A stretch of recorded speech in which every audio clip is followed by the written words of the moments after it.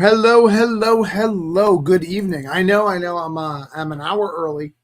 I normally don't start these things till 10, but I have been working like a dog. I had a show late last night that I did promoting my book. We're in the last 24 hours of my book, so there's just a lot going on. So I was just like, you know what? Let's start an hour early. Let's get done an hour early.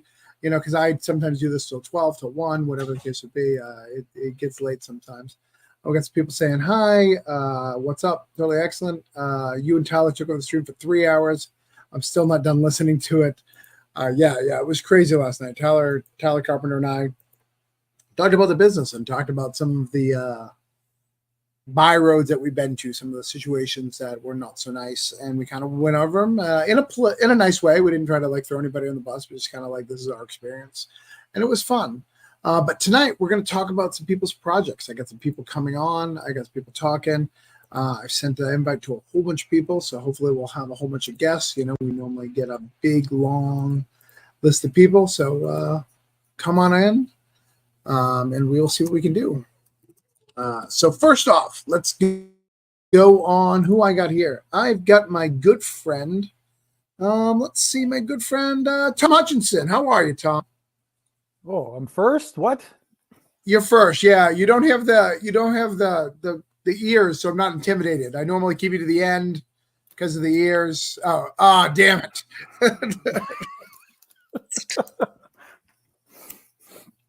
How are you? Yeah, we're good. We're good. We just launched tonight, so we qualified for the show. I made a joke today that involved your character of your launch tonight, and nobody got it was connected to you, and that was sad. What was the joke was? Here, let me read it because I wrote it more eloquent than I'm gonna say it now. Because this morning I was witty and alert. I have lost those abilities as the day has progressed. I wrote, it isn't fair that the caterpillar does all the work and the butterfly gets all the glory. Yeah, everyone should have been all over that. Yeah. Right. They should have been like, oh, you're talking about Tom's project. Here, it shares the link. But no, nothing. All right. Next up, I got Scott, the Flock Wilson, is here. Hey, how you guys doing? I'm doing great. Look at that beautiful redheadedness right there. Oh, yeah. It's wonderful. Right. Do you feel that you are in a better position in life because of your lack of soul than I am with a soul? Because you don't have to deal with any of those issues. It actually is a wonderful life, honestly. You just don't care about anything. You just don't care about anything. Just seeming harmlessly through life. Oh, yeah. Next up, I got my writing partner. We did a book together. My friend Daniel Martinez. How are you, good sir? Hello, I'm doing great. How are you? Good. I know he's watching the basketball game, so if he jumps up and cheers, it's not because he's excited about anything going on here. It's because of sports. Well, my team's getting their ass kicked, so the odds of that happening are slim. It's basketball. Doesn't that rotate? You could be down 100 points and that shit can change. In football, if you're down 100 points, you aren't winning. Yeah, that's true. Well, in football, you could score lots of points at once. In basketball, you have to chip away at it. But anyway, they're down by 11 in the third quarter, so it's not completely written off yet. Yeah, I wouldn't say that's written off. No. All right, we got Caleb and his wife. How do I say your name? Lorelai. That is exactly as it looks like. I just am an idiot. I apologize. Well, a lot of people see it and they say Laura Lee. Laura Lee? But it's the German EI. Yeah. I don't hear that name often, so it's good to hear it. Well, welcome to the show. I'm a big fan of your husband's giraffes. Yeah. The rest of his work, giraffes. Right. I like your stuff. I do, but the giraffes are, 10 out of 10. Well, I'm working on it. Maybe someday we'll bring it back. You mean you'll come back to doing the $400 campaign instead of the big ones? Right. Yeah, that's exactly right. Just because I want another giraffe? Mm-hmm. Well, I appreciate that. Though this new project looks fire. I like the preview you sent me earlier today. So we'll go over that in a little bit. And we've got Mr. James Burton, how are you, good sir? Greetings and salutations, everybody. I'm doing really good. I'm actually awake. I'm not in a car. There's much to appreciate. Yeah. That's a So win. you're on the West Coast as well, right? So it's like dinner time, right? Yep. As a matter of fact, I just finished making soup for my son, and my daughter is over at a play hanging out with a bunch of theater people. So I'm deeply worried about her. But I'm in a pretty good mood. If you do hear my son yell, it's probably because he's being shot to death in a video game. Oh, theater kids can be trusted most of the time. Like they can be trusted more than football parties, but that's about it, right? Like you don't want to go to the cheerleader party or the football party. The band camp party is probably the safer bet. However, they've learned about their emotions and exploring all aspects of themselves, which is probably not healthy for children. Yeah, I didn't get to go to a whole lot of parties growing up, but there were a couple where I hung out with all the theater and all that stuff, and it ended up with some pretty weird nights. It's got its good and its bad points. Oh yeah, I've got a few. I feel you. I was a band kid. No, I totally lonely art geek. Caleb, if you like giraffes, do you like gators or gooses? Oh yeah, I mean, sure. I used to live in Florida, near not too far from Travis, and I love a gator. What? You lived at my house. Yes, that's right. I lived in Travis's house, and I love gators. I don't know about gooses. Gooses seem bad mostly, but gators are great. Hey. Yeah, I've never had a good experience with a goose. They've always attacked me. Yeah, they're pretty brutal. Wow. I'm going to have to change that. You have a good experience with gooses, Scott? My main character is called the Goose Man. The Goose Man? Yeah, that's why I never understood the expression silly goose. I've never seen a silly goose. They're usually aggressive. If you raise a goose by itself, it's a pet, and it'll act like a pet. It'll basically behave like a dog. It'll follow you around where you live and stuff like that, and you get a silly goose who wants to play. Mm-hmm. All right. We're into a geese. I didn't know that. Why are they so much more aggressive if they're around other geese? Because they have finesse. It's like say this: you have your child or whatever, and a stranger comes up to where your child is. Wow. Are you going to react negatively or positively? I see. Okay. All right. Fair. So here's what we're going to do tonight. First, audience. I need someone on Facebook to message. I need to make sure our Facebook algorithms are working. I see about 6 of you watching on Facebook, so go ahead and do that just so I know that it's working. That would be really useful to me. I hate not knowing that one of my channels is not feeding through because then I can't get responses. I can't send stuff out. If you're in this panel, if you haven't sent me the link in the private chat, we're going to go everyone's campaign. We're going to try to get you backers, or if you are, if you're not live, we're going to try to just get you a little bit of love. Mm-hmm. Hey, dude, looks good on Facebook. Oh, thanks, Dave. Oh, Dave, it's your buddy Dave. He did a book with me, but he's really yours. Like he's done way more pages, so you get to own him. Are you talking about Dave Swartz? Dave Swartz, yes. Yep. Well, I mean, I can't lay claim to a person, but certainly I would. You were literally married. Your wife is right next to you. Like legally, like that's a laying claim. I mean, I suppose I would say that Dave Swartz is my friend. And I like working with him a lot. And I would also say that my wife is my friend. So not my property, because that's right. not I didn't say how property. anything works. I mean, if anyone's property, Caleb's my property. Oh my God. Man. Right. Now we know exactly how that relationship works. All right, good. That summed up. I would say my wife Heather didn't plan on owning me. I just didn't realize I was submissive. I make it look like I'm tough just to get in, and then bam, submissive. There you go. Is that like when a stray cat comes by and just decides it is your cat now? Right, exactly. Same kind of thing. I act tough. I've got all those qualities. All right, so I'm going to write everybody's name down. We're going to do some cool stuff. don't want to do it on a backing board, but I think that's all I got over here. Let me see if I got these. Got a whole sheet over here. So we're gonna get some people's campaigns. We're gonna go over them. We're gonna have a lot of fun. We're gonna hang out. We're gonna talk about comics. Things are crazy right now. Those who are paying attention, things are going crazy over at Scout. We're not going to go into details of that, but that's been going crazy. They just released a letter of like, hey, we're sorry that we don't communicate well. Wait, did they really? They did, yeah. Oh, I didn't see that. Open up a new tab. I won't get mad at you. Go ahead. They put it all out. Yep. On Facebook or what? Everywhere. Facebook, Twitter, Instagram. Well, my understanding was that it's not so much communication, but compensation that seems to be a problem over there. Right. Well, it's both. All right. It's both. Checks in the mail. It's both. So, all right. So let's get all this in and let's talk to everybody. See where. Sorry, read I'm reading the thing, and I couldn't help but laugh. Okay. Anyway, go on. Wait, so where did you find it? Am I going to have to Google Scout Comics? It's just on It's on their Twitter. Facebook page. Oh, okay. X. Yeah. It's on X as well. Where are you You laughing? mean VX?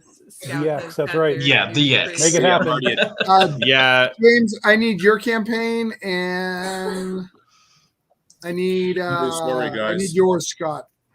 No problem. Oh no, I got yours. Sorry. Which? Do you have a pre-launch at all though? Yeah, Like the I'll little send you button both. pre-launch? Okay. I'll send you both. Yeah.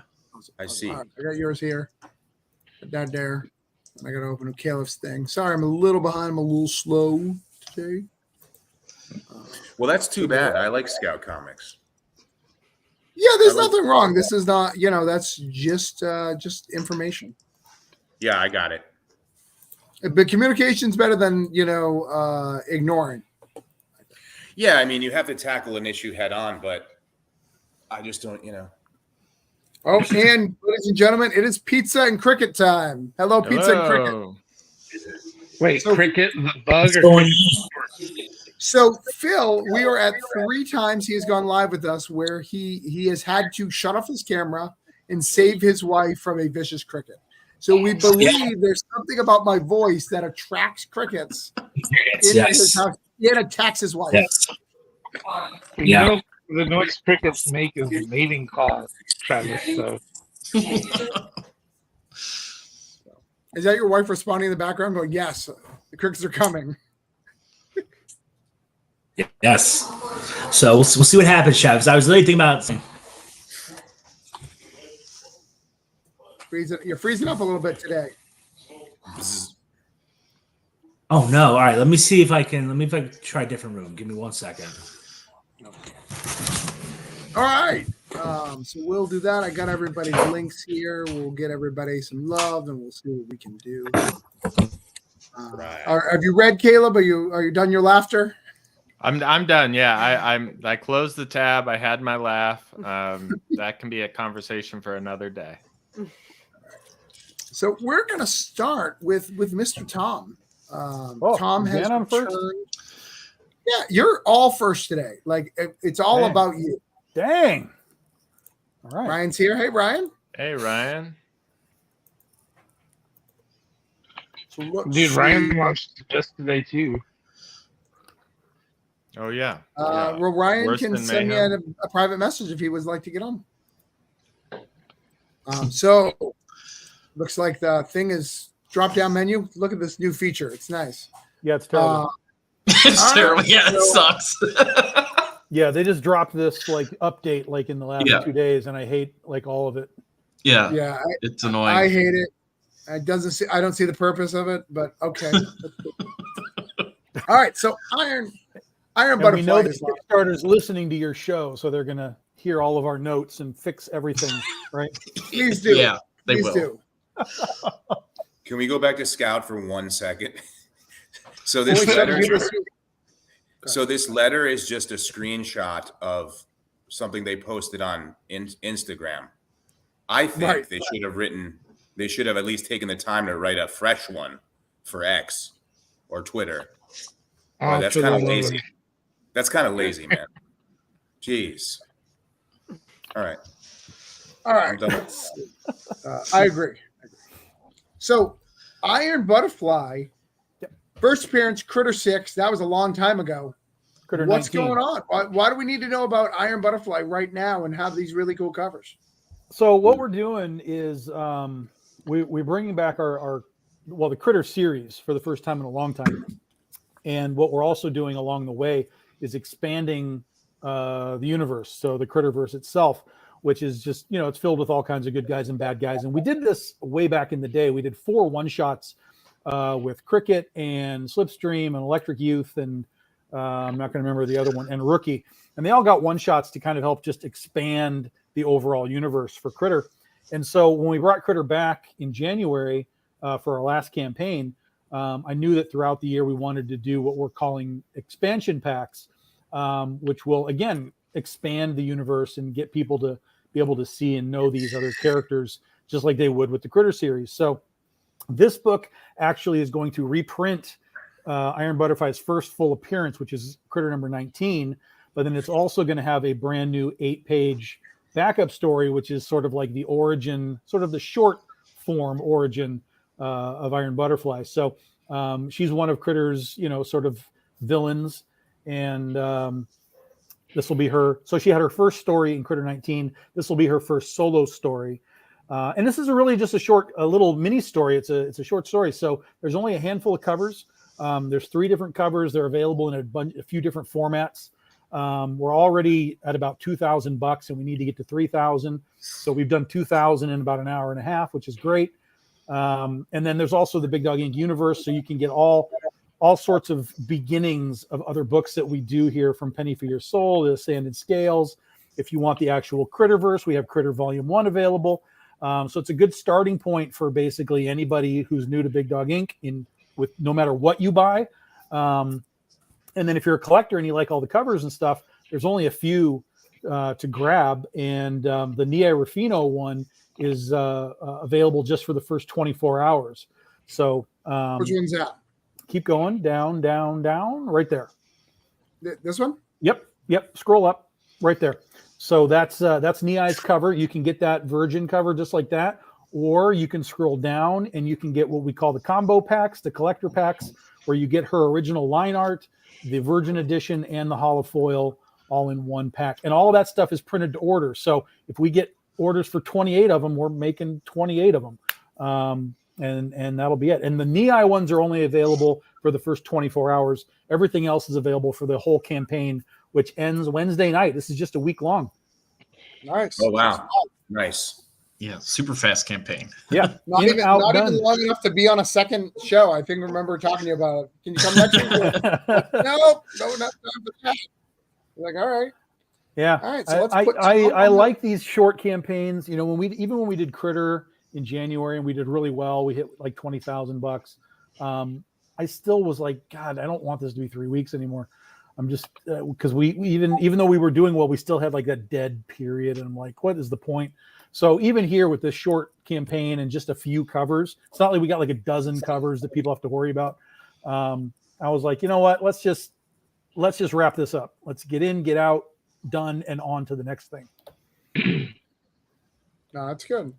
Yeah. All right, so we're gonna share this out, and I think it's it's one of the secrets of comics that people don't like to talk about. The secret's in the reprint, right? Is getting that stuff out. Where you're just having to buy a new cover, you put a new paint job. But it makes cool. Like, this character seems really cool. We're getting new content, and I assume you're doing this for a reason. I assume this will tie into some of the new stuff coming in, right? Yeah, absolutely. I mean, we're expanding the Critterverse completely. So, the Critter series will be back in April for like the regular issue. Number 23 will be April. And then we'll be doing these sort of expansion packs kind of sporadically to just kind of, again, just keep Critter in people's minds as we go through the series. And then that'll all lead into 2025, which is the company's 15-year anniversary. And it's also Critter and Penny for Your Soul's 15-year anniversary. So we'll have a big celebration for all of this stuff next year as well. Nice. All right. So we're gonna try to get you a backer tonight. We'll Yeah, we probably need get you more. $59 and we're already at 2K. So that's awesome. Nice. So let's we'll try to get you to 1960 41 backers. I'm sure we'll do better than that, but I'm just putting that down for now to just make sure everybody has some time. You just launched an hour ago. People don't even know that it's live yet, I'm sure. Yeah, no, as we're talking, I'm literally pasting it into social media. So yeah, Right. it's brand spanking new. All right. All right. So that is Tom's creature. It looks really cool. Ichthyus says, I love Iron Butterfly character design. I do too. I think it's a great design. I like how all you're right. tying and turning all into events, dude. That's pretty cool.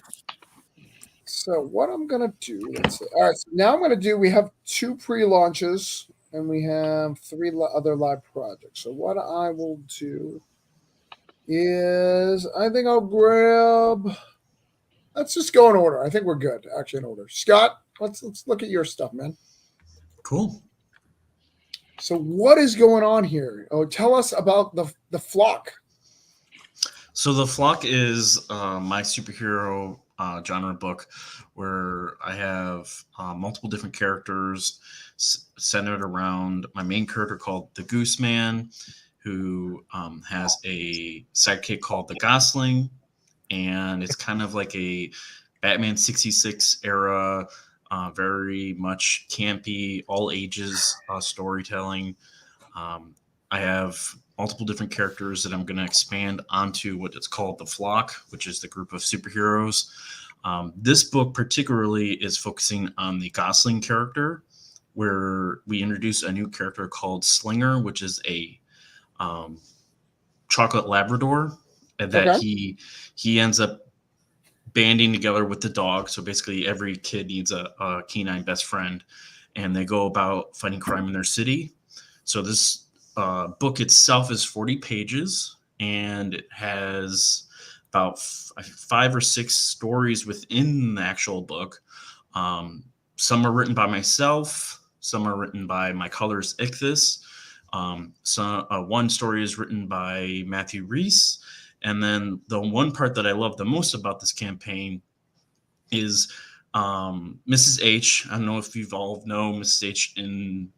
She's in every channel, Twitter and whatnot. Her daughter is a very big fan of my Flock stories.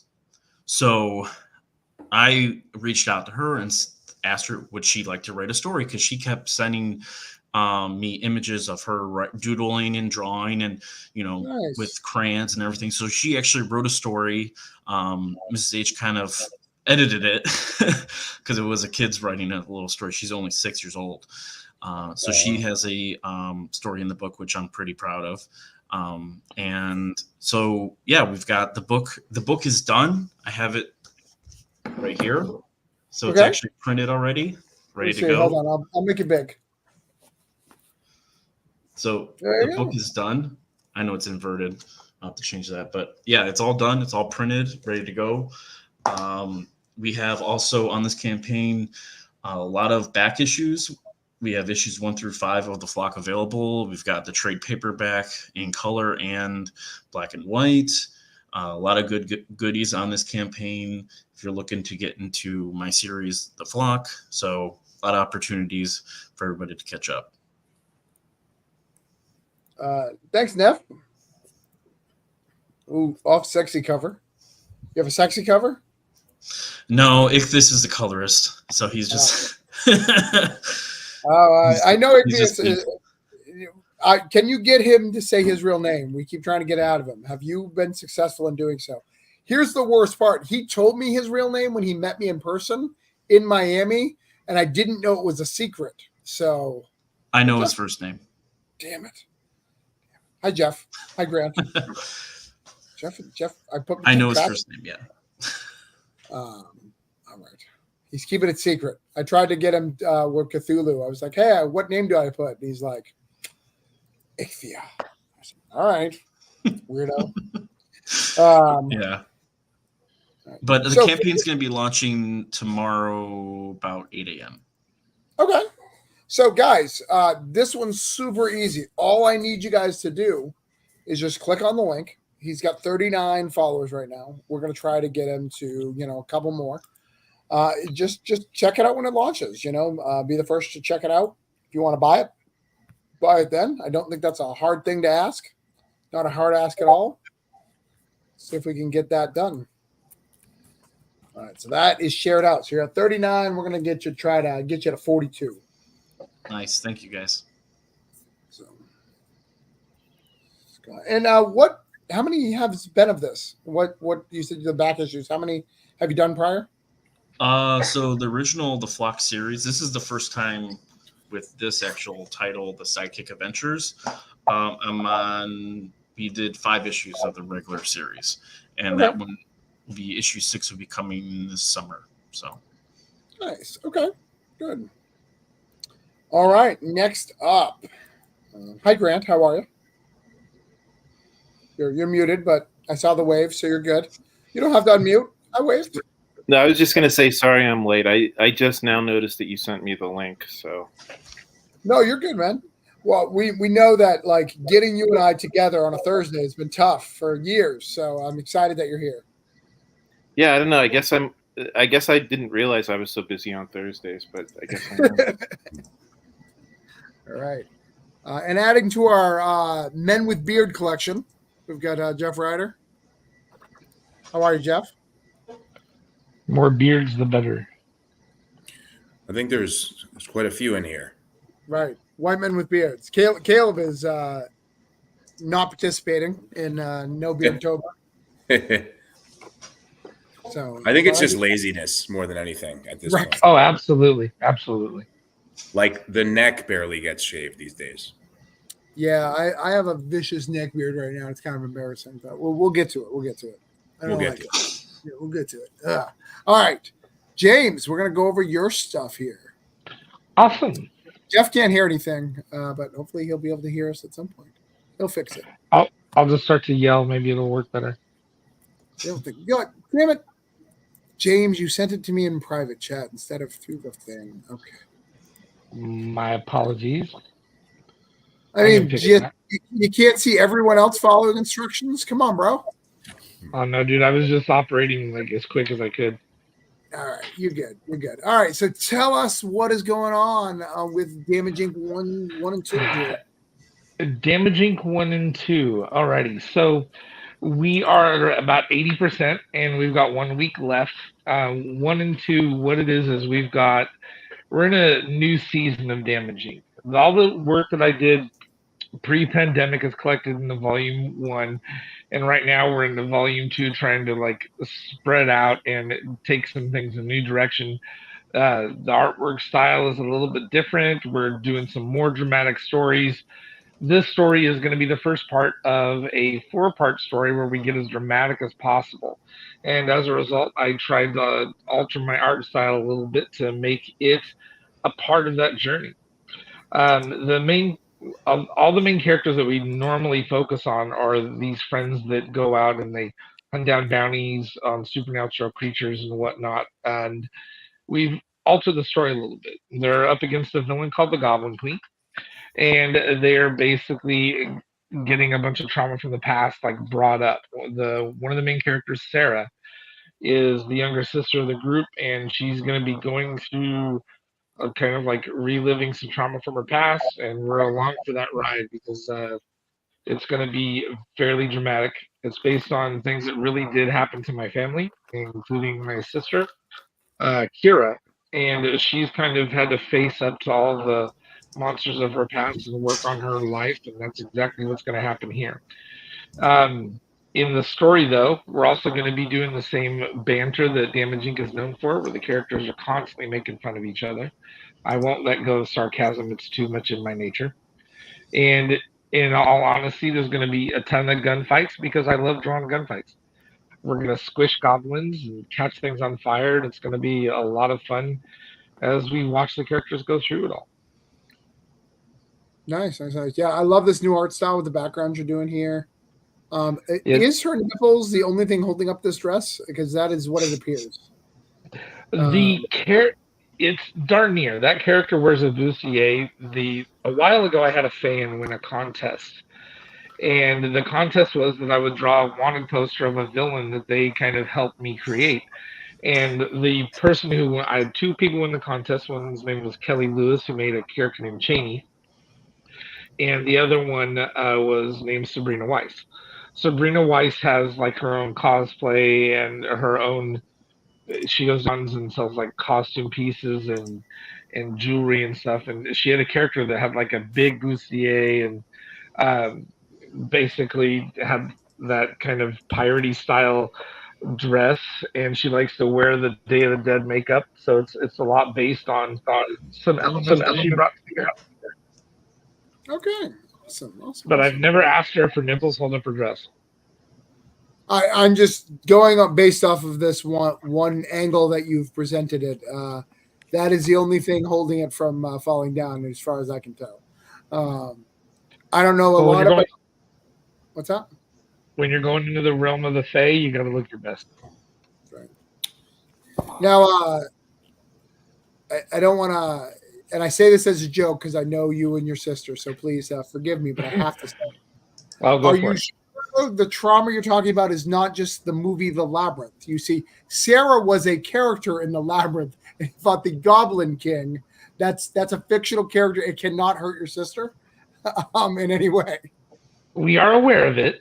I Okay. fully admit my own Jim Henson obsessions. All right, fair enough. Well, that's been linked out. We've got some stuff to get everyone what they need.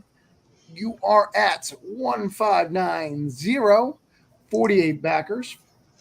And try to get you to 49, hopefully even 50, but we're going to only put 49 on here and try to get to the 1600. You trying to get to 2,000. You got 200. Jeff, can you hear us yet? I'm going to take that as a no. He's working on it. At least he's here. Ooh, wait, maybe. Right? We can hear you. We can hear you. Can you hear me? Hear us. Yes. Oh, cool. There we go. All right. Yeah. Jeff is in Finally. the house. Mr. Jeff Ryder. How are you, good sir? Exhausted. How are y'all? Same. All right. So the next one up is co-written, husband and wife team. I do a lot of husband and wife team with my books. My wife Heather is my editor. So hi guys. You guys want to tell us about your book? Yeah, let's do it. Let me see if I can bring that preview up here. Hold on. Yeah, I sent you the exclusive. It looks awesome. Thank you. Thank you. All right. And this one is what I click, right? No, that's just the cover. Hold on. That's the cover. There's a. This is the It's pages, that one. right? There you go. That'll get you the preview. So It's about this. This book is called Dragon Grit. It is a Western fantasy with dragons. Two dragon riding cowboys. Dragon riding cowboys. That's right. Mm-hmm. And it's co-written by me and my wife Lorelai, who's right here. And that the main character is named Vera, and Vera is a Lorelai invention. Yeah. Well, so I've always been obsessed with dragons, and Caleb's been obsessed with Westerns for a long time. Tombstone's his favorite movie. Classic. Good choice. And so I was like, well, what if cowboys rode dragons? Or I don't know if I came up with it or you did, but I don't know. we started Hive writing this mind. together. Yeah. So we're launching on Tuesday on Kickstarter. Mhm. It looks cool. Well, so what's the premise about, or is it just literally every page is just cowboys on dragons? So I mean, that's what you need. So you're fine. So my favorite Western is True Grit. Okay. And, that is like, an old grizzled man is like taking care of a young girl. And so we kind of flip gender roles in it. And Vera is like a grizzled old cowgirl, and Robin, who isn't in those preview pages, but he'll be in the Will he be in the pages on the Kickstarter once that goes No, live? but he's not. we'll Okay. have character descriptions. Robin is a young man who is sort of a city slicker, more or less. He inherits his father's estate on the edge of the West. He's got, when he goes to collect his things, his old family dragon named Chanterelle keeps wandering off. It's like old Miss Dragon, and he can't figure out why she keeps wandering off. And Vera, the main character, recognizes right away that she's trying to find her dragon graveyard, like elephants have in Elephant Graveyard. And so Vera agrees to escort them across the desert to find the dragon graveyard. But the problem is desert after the mountains. Sure. Well, there's different biomes, but the problem is they're being pursued by an old rival of Vera's named Jack, who is kind of like, if you've seen Tombstone, he's Johnny Ringo. If Johnny Ringo rode a dragon. It sounds super fun. I didn't know. It's funny, and I don't know why, Caleb. I never saw you as a guy who writes so much fantasy, because when I met you, it's more sci-fi, and it's really in this last couple of years leading like heavily into fantasy. Which is your favorite genre? Because I know there's modern anthologies, which obviously is fantasy-ish. Is it my influence? Maybe. Lorelai really likes fantasy. I think I've always liked fantasy, but definitely sci-fi is more my jam as a consumer. I mean, I think there's a couple of factors, but like one is that she got me reading a lot of fantasy novels, and then the other one is that I did Unicorn Vampire Hunter, and that was just my best-selling book ever. So I was like, I guess I'm doing fantasy now. I guess I'm doing fantasy. Any chance to return to the book that you just recently took off? Are you going to try to relaunch at some point? Because I think it looked great. Oh, you're talking about The Tiger Who Would Be King? Yeah. Yeah.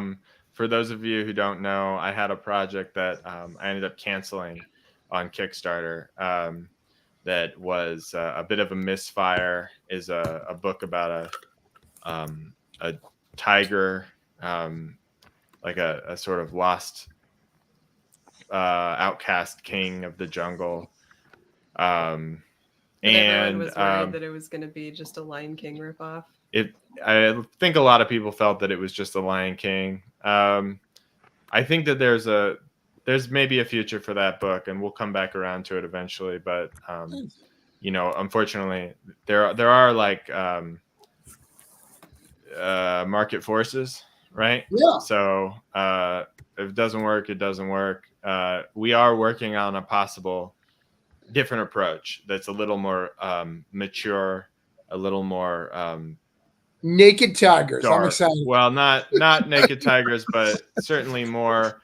So it might become a book about eating the rich, which is something I'm a big fan of. So and more explicitly about that. So there's another title I'm workshopping that I won't give away yet, but they'll be very clearly about billionaires being bad people. Anyway, that may or may not come around within the year or next year, but we're working on something. It just didn't work. When I tried to launch it the first time, I think people just felt like it was a children's book, and it was just the Lion King Redux, and that wasn't what it was. But the marketing wasn't there. So again, and I bring that up only. I think it's interesting because anybody at any level can have a misfire, and I think people don't see that or don't think that. Right? They're just like, oh, Caleb's hitting 10 every time. Sometimes there's a misfire. It's okay. Like it'll happen. Relaunch. It's not due to the quality of that art, because that art was killer. Yeah. There's something in the marketing that's not working. Figure out the marketing, and then it'll work, because it's definitely not the art. That's David's best stuff, man. Like, he's killing it, Dave. Oh yeah, no, Dave Swartz is awesome, which is why until we figure out the next book, he and I have already completed another book that I'll be launching after this current one that he just finished today. So we're way ahead of schedule, and I'll be able to talk about that later. But yeah, Nice. no, Dave Swartz is great. So Daniel, do you need a minute? No. I just had DoorDash dropped off. Did you Would you do me a favor before we move on real quick, Travis? Would you bring up my Kickstarter page? Yeah. There it is. We're at 341. I'm going to try to get to 345. I did link it in the chat. Yeah, this Man, is that's actually a a lot of followers. record for me, the most pre-launch followers I've ever had. So I'm pretty proud of that. Nice. That's awesome. Nice. Well, dude, it's got good art and great concept. You Yeah. hit a lot of numbers about it. Thank you. I'm think- expecting there to be huge like desert scenes with dragons up on those towers in the middle of the desert and all kinds of other cool shots. That thing was killer. Thank you. And then I can take credit for being your success. Yes, that's right. It will be, if it's a success, it's all her fault. Well, she wrote it. I mean, and her name is first, so it is her book. You still have not had that many, just for the record. It's funny because when I sent I had Dave Lentz, who does the lettering, I sent him, the cover and everything. And of course, he didn't talk to me about it. He just put her name first because he knew that was the correct thing to do. Right. Yeah, right. Exactly. Nice. Oh, well, all right. Oh, I know you have to go, so we probably won't get to talk to you, but it was nice meeting you when we come back around. Or Yeah, nice meeting you as well. nice. All right. Yep. What? Go ahead. No, that's it. I was just gonna say, I'll drag her on again sometime next time I come on your stream. Yeah. I'd love to talk about the co-writing experience, how you get him to draw drafts, because I assume that's how you fell in love. You just got a giraffe picture in your mail, and you're just like, this is the one. I need to get these for myself, because I considered it, but I was already married, and it would just be weird. I'm also straight, so that would also make it awkward. But I would have tried it out. Hey, giraffe pictures are very romantic. You got to do what you got to do. But Daniel, are you Yes, ready? sir. You got Yes, your sir. food. What did you get from DoorDash? That's what the I most got important. Burger King. I'm not gonna lie. I got a large onion rings and a double Whopper with cheese. So we need to go through your campaign fast, because Burger King has about a 3-second cool down period before it does not taste well. Yeah, but at least I got Coke and not Pepsi. We have that debate often, right? You like Pepsi and I like Coke. Now? No? Oh, there you go. All right. Yes, sir. Tell us about Hell on Heels. Well, Hell on Heels is a crime thriller / dark comedy, I would say. Maybe a little bit of spy elements in it. And it stars 3 sisters who are sort of, I call it's American Psycho meets the Kardashians, because they're essentially 3 college-aged sisters who get themselves into all sorts of misadventures. The purpose of the book is to show the contrast with their day-to-day life, which is glamorous. They're living a rich girl lifestyle, but at night they like to execute really, really bad men. And I mean like the prototype bad men. There's a character that's like a college quarterback who likes to date rape females, so he's got to go. There's a Harvey Weinstein type character. He's got to go. And so that's basically the gist of it. But there's a whole lot of backstory in it. It's more than just, it's not just like a hot girl book. I like to think that the story is really good. It's layered. There's a lot going on in there. And this one is part 1 of a 5-issue miniseries. Of course, we try to cater to everybody. So we have nude covers, but you can get any cover in regular format as well. They're not all naughty or nude. But I'm very happy with it. Ali Garza did some covers, did a fantastic job. Damir Rozic did the colors. He did a really good job. I worked with the same guy that I did No Contest 1 with. And you all might not know this, but Travis and I worked on No Contest 1 and 2. And this is my first solo comic book, if you will. So I'm very excited about it. We just launched on Tuesday. Let's see where we're at. We've got 85 backers, right around $3,800. And so we're hoping to get some more people to join our movement. And again, this is part 1 of a 5-issue miniseries. it ends on a cliffhanger. I'm pretty happy with how it came out, and I hope that other people are as well. Nice. So Tom, you're the hot girl. These fit the hot girl criterias? I you do mean, more sexy than the rest of us here. Yeah, but I don't do this type of thing. No, I know, I get it. But yeah, I mean, we do nudes on occasion, but it's very, very specific. But I mean, it's what there's always the talk about like,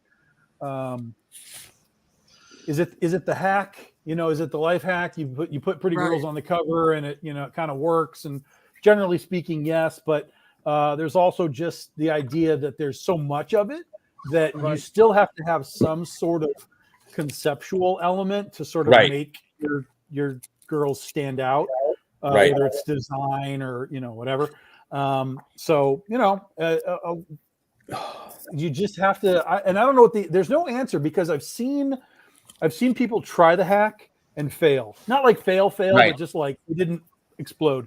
And then there's other ones where I'm like, they've clearly used the right artists, because that's sort of half the hack, is if you understand that the following of this artist wants this stuff, you can coattail them right into your campaign.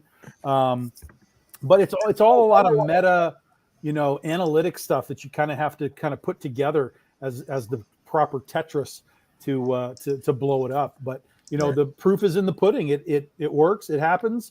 And if people, here's the thing, is like, for me, I always say, like, anyone can do this, right?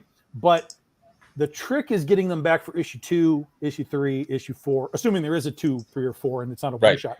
And if you can do that, then you haven't just simply tapped into the girl part, but you've actually created something that people are like, oh, I like this character, or I like this situation, or whatever it is. And to me, that's the real key, is you want people to be like, yeah, I bought that nude cover, but the story is really cool, guys, and I think you should read it. Like, that's what you want. And that's what I'm hoping for. I think the covers are kind of misleading, because the book is not really adult. I mean, it's got violence, but I really, really focused on making it a good story, something that I would want to read, and not just for the shiny wrapper. Although I agree with you, and in this book, it kind of made sense, because I wanted them to be these types of characters. So the looks works for the story. Yeah. At least that's how I feel, and I'm pretty hopeful that people will like it. I like it, and not just for the covers and the art. I think the story is going to be more. I think that covers really don't do the story justice, and I don't say that in a negative way. I just want people to enjoy it as much as I enjoyed writing it. Nice. Well, that's really the key point, is because a lot of people that miss this thing is they always try and chase trends, and this is working and this is working. Yeah, but if you're just if you're just chasing trends, or you are just sort of trying to create something clever because it sounds clever, like, that's diminishing returns. There's no passion behind it. There's no, hey, I really like what this is, and I want to tell you why I, as the creator or writer, like it. So when you're trying to sell the thing, it's like, yeah, man, look at the boobs. Yeah, man, look at the whatever. Right. So there's people will see that there's no passion behind it, and it's just literally just an attempt at a money grab at a trend. Right. No. So if you like it, and you can come in and you can pitch it to somebody as, yeah, there's boobs, but let me tell you what's happening in here, and why I wrote this, that can change the whole thing. I couldn't have said it better myself. That's how I truly feel about it. It looked like there was a question about me being a criminal. Yeah, Brian asked the question here. I mean, to a certain degree, yes, because there's some CSI stuff in there, and there's things with the FBI, and there's things with, like I said, it's a lot more than just the chicks. There's some stuff with CSI and political associations. So yeah, to a certain degree, my legal training came into effect a little bit.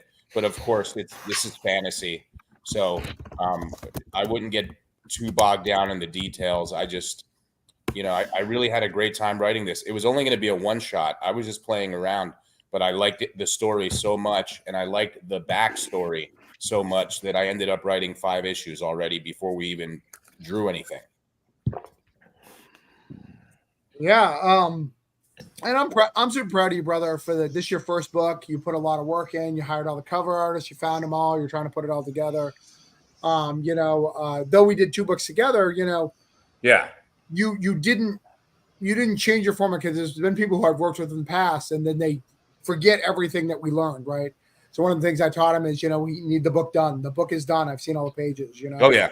All that stuff is to make sure he's doing things right, and making sure he gets the fans what he wants. And all these cover options, it was literally fan service. He's like, all right, what are the fans going to want? What kind of options? What kind of variables to make that? Right. I think that you did a great job of doing that. Yeah, and it's going to be trial and error. But and obviously you were instrumental, because I can call upon you for advice, but I had to make all the decisions by myself, which is totally different for me. This is not what I do primarily. So I'm learning as I go, but I had such a great time doing it, and I think it's gonna show in the work. I think anybody who reads it, whether they like the story or not, I think people are gonna say, man, this guy really, really was into what he's writing. Yeah. So again, you guys all have the message. I sent it and thing. Are you the Daniel person that won the bad idea? He did not win the bad idea contest. No, but Daniel, it you sounds know like who bad idea are? I don't know what that is, but I mean, I've made a lot of bad decisions. So I've had bad ideas, but hopefully this is not one of them. Nice. All right. But yeah, we're going to try to get you at least one backer. We're going to get you 3,883 with 86 backers. We're at 85 right now. Eat Sounds that great. Burger King before it does not taste Dude, I'm well. gonna scarf a little bit. I hope nobody minds. Right. Go nuts. We're speaking of scarfing, there is a place, if you're not aware, that has banned pizza. And it is a damn Greek tragedy. Everybody on the internet's talking about it. They banned I've been hearing about it all week. It's been, I was scouting for some pizza, and I couldn't find what I needed. Lots of talks about scouting for pizza, I assume, right, Phil? You're on mute. Yeah, the government decided to ban pizza. Where? That's what happened. Everywhere. Oh, everywhere. Starting tomorrow, no more pizza. Oh God. Oh, okay. I got it. Yeah, I think I saw something about that on Kickstarter. That's yours? Yes. That's awesome. Mine with That's super Matt, cool. Mario, and I need James. the link. I need the link, Phil. That's I super got it. cool. I I got saw it. that on I'm that dropping Kickstarter, it and I was like, that's a good idea. Right now. Drop in the chat right now, sir. Yeah, let me see this. So yeah, Mario gave us a prompt back in like 2017. At the time, we all know who's in the White House, and it was pretty much what happens if the president eats pizza with a fork and knife, and the media mocks him. What does he do? He's going to ban pizza.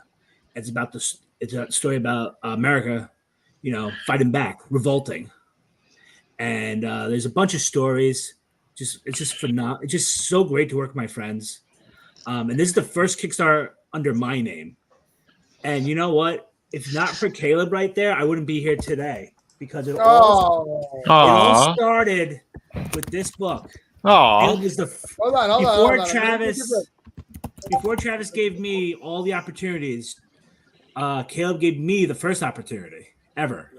And it all started here. oh, So I'm glad you stayed, Caleb, because I was waiting to say that. that's very nice. Thank you.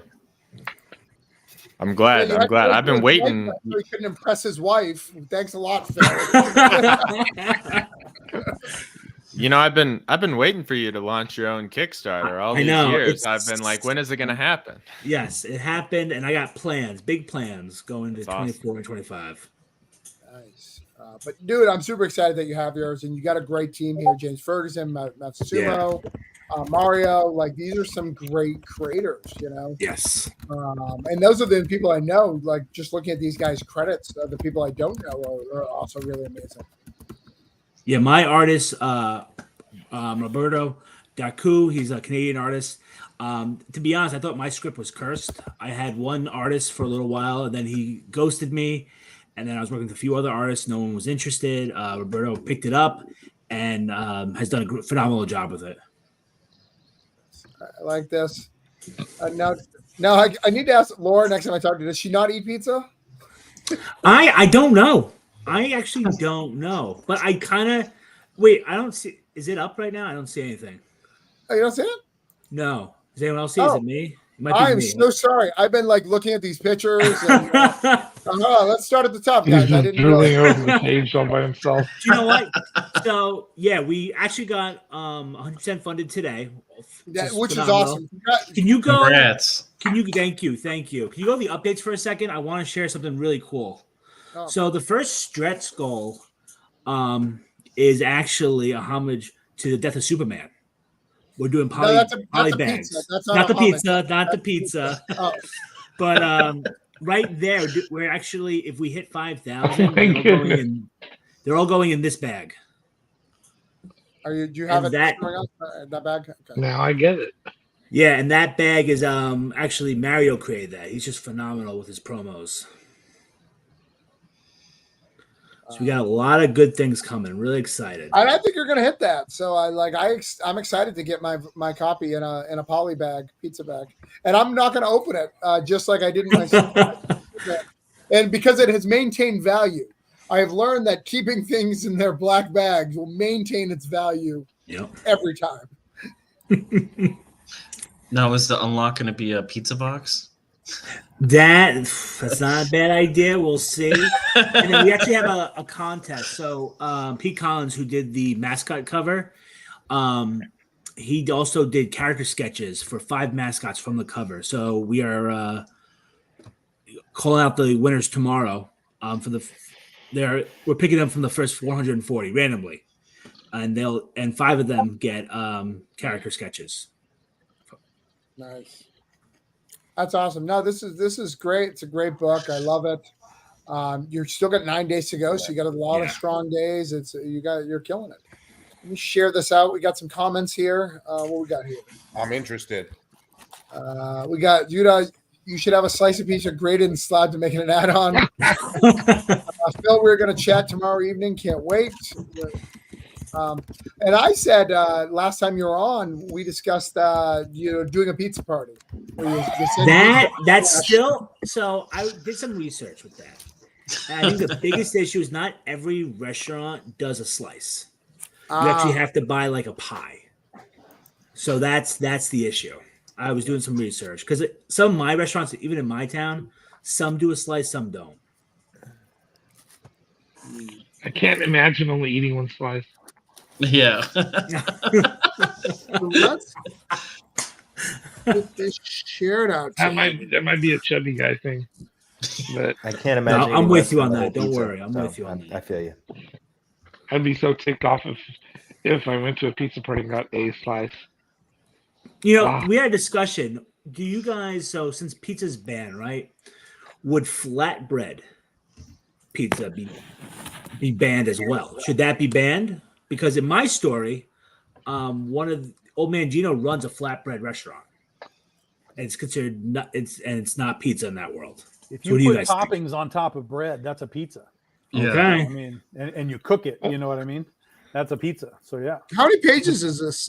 Caleb asked in the private chat. So the stories vary. This is my longest story. I think it's something like 14 pages.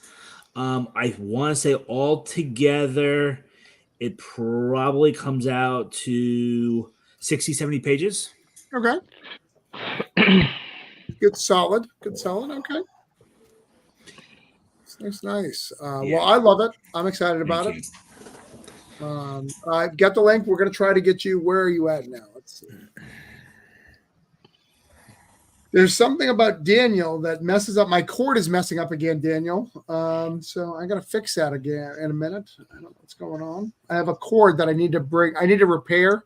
It's not like I can just buy a cord. I need to fix my actual computer. So I have to push my cord against my printer to make it plugged in. Really need to bring it in. And it's been working fine for a week, but the last time it broke was when I saw Daniel. Again, Daniel today, it's breaking. So Travis, I'm noting trends about you: crickets and cords. Cords, yeah, cords have always been an issue. Cords have always broke around me. I don't know what's going on. I must treat them poorly. That I don't realize how. All right, so we're gonna try to get you 147, 4,625. Let's see what we can do. Thank you. I appreciate it. All right. Grant, did you send me the link to yours? Yes, I did. Yeah, you did. You did. All right.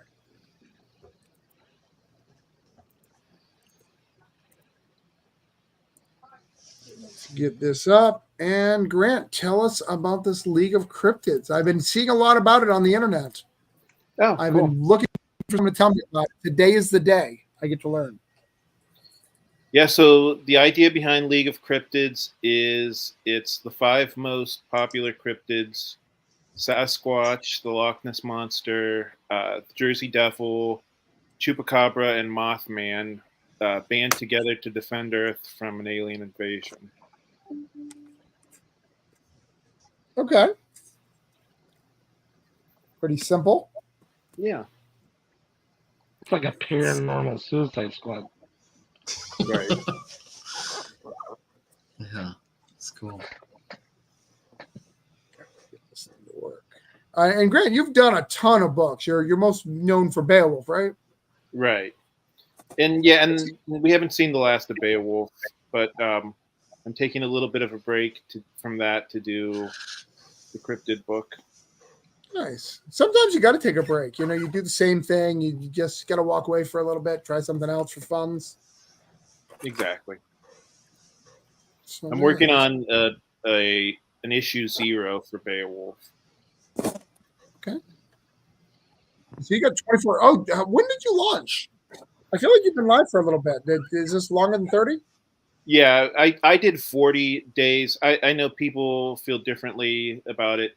For me, 40 days is kind of the perfect amount of time. The thing I don't like about 30-day campaigns is I feel like I can't take any breaks. You know what I mean? Like with a 40-day campaign, I feel like I can take a break or two. What you like for a day or not have to promote and whatever? Exactly. Okay, fair enough. Sorry, I'm trying to get my cord to plug in. I'm sorry, it's super embarrassing. I don't know what the hell's going on here. But all right, so you are at 2,590. Yeah, we're fully funded. We got our first stretch goal too.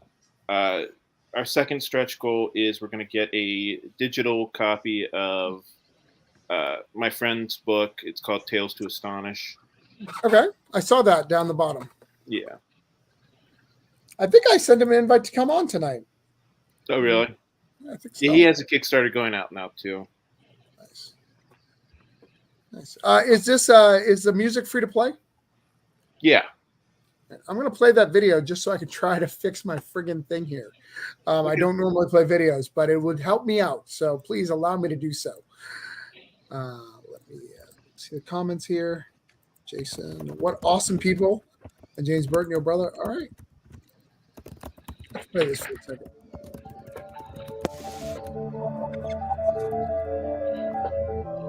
Sasquatch, the Loch Ness Monster, Mothman, the Jersey Devil, Chupacabra. For millennia, these creatures have perplexed the human race. But what if they are forces of good? What if they have been sent here by a federation of more advanced alien species to help and defend the human race? That's the premise of League of Cryptids, a new comic book by Grant Lankard, creator of the smash hits Beowulf and Memoirs of the Morbid. His new comic, League of Cryptids, is a 4-part story involving these 5 creatures banding together to defend Earth from an invading alien race, just as one of their members is losing faith in the human race and questioning their mission. The epic tale begins in League of Cryptids 1.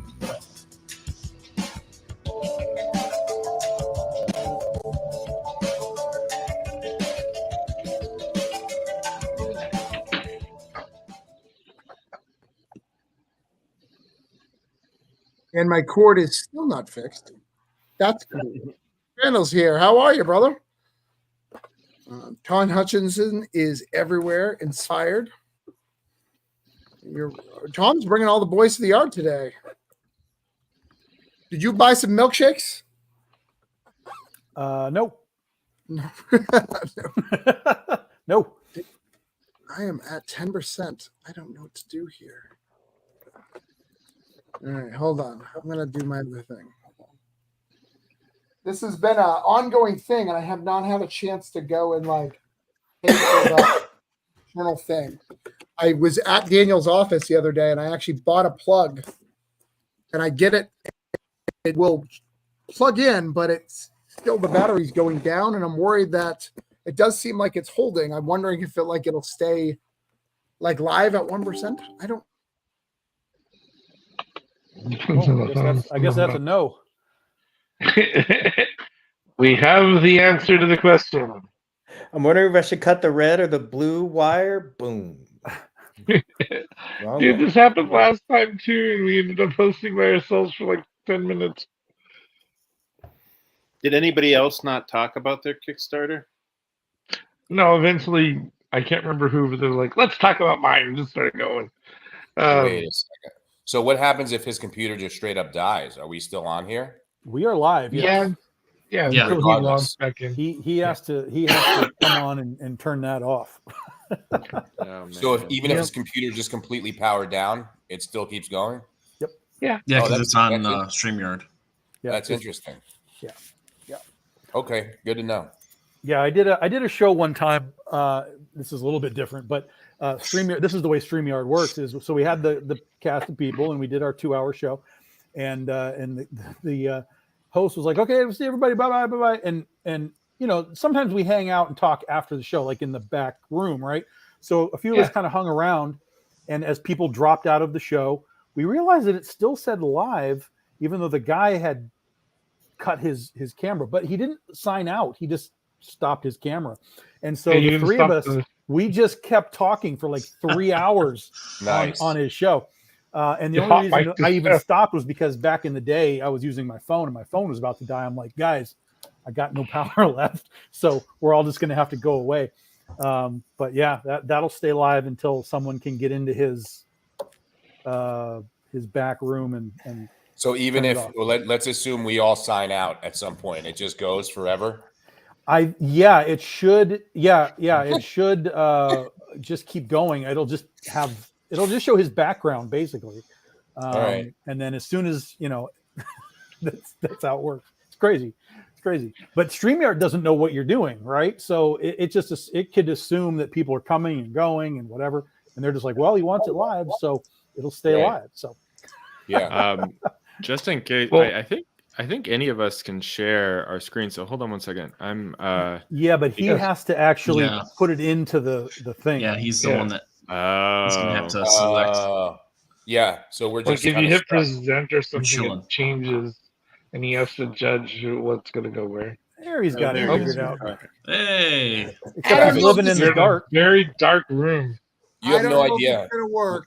So one of my cards that I bought at Walmart, like I said, will plug and it says it's on, but the battery still goes down. So I'm hoping that it acts like it's plugged in. You know what I'm saying? Yep. Yeah, you said that before, right before you went black. Right. but I still had the other card in, and we'll see. I'm at 3%. We'll see what happens. If it goes off, I'll get the other one to work. It just takes me a little bit to work with it. Well, you might want to hand. Is there a way to hand over the reins so that somebody else could share their screen in case? And unfortunately, it does not work that way. Like once you're live, you can do it beforehand. All right. All right. So next is Jeff Ryder. Jeff. Oh, do I have to go next? Oh, I'm sorry that I embarrassed you. By leaving. Yeah, just you always thought of me as someone with elegance and someone who demands respect. And just well thought after and loved. And this whole court thing is really embarrassing for you. And I apologize you had to see me in this light. I've been this way the whole time. Yeah, I always knew it. It's fine. Damn it. All right. Oh my goodness. So what do you got? Where's your link? Do you got a link somewhere? Yeah. Shoot, I should have done that already. Here we go. Does that help? And do I need to post? Did I post your link in the chat, Grant? No, I'll get yours as we start this one. All right. So, let's see what we got here. Did we find it? Yeah. Oh, we're just on pre-launch. This isn't bad. Yeah, we just put it up. What day is it? It's Thursday.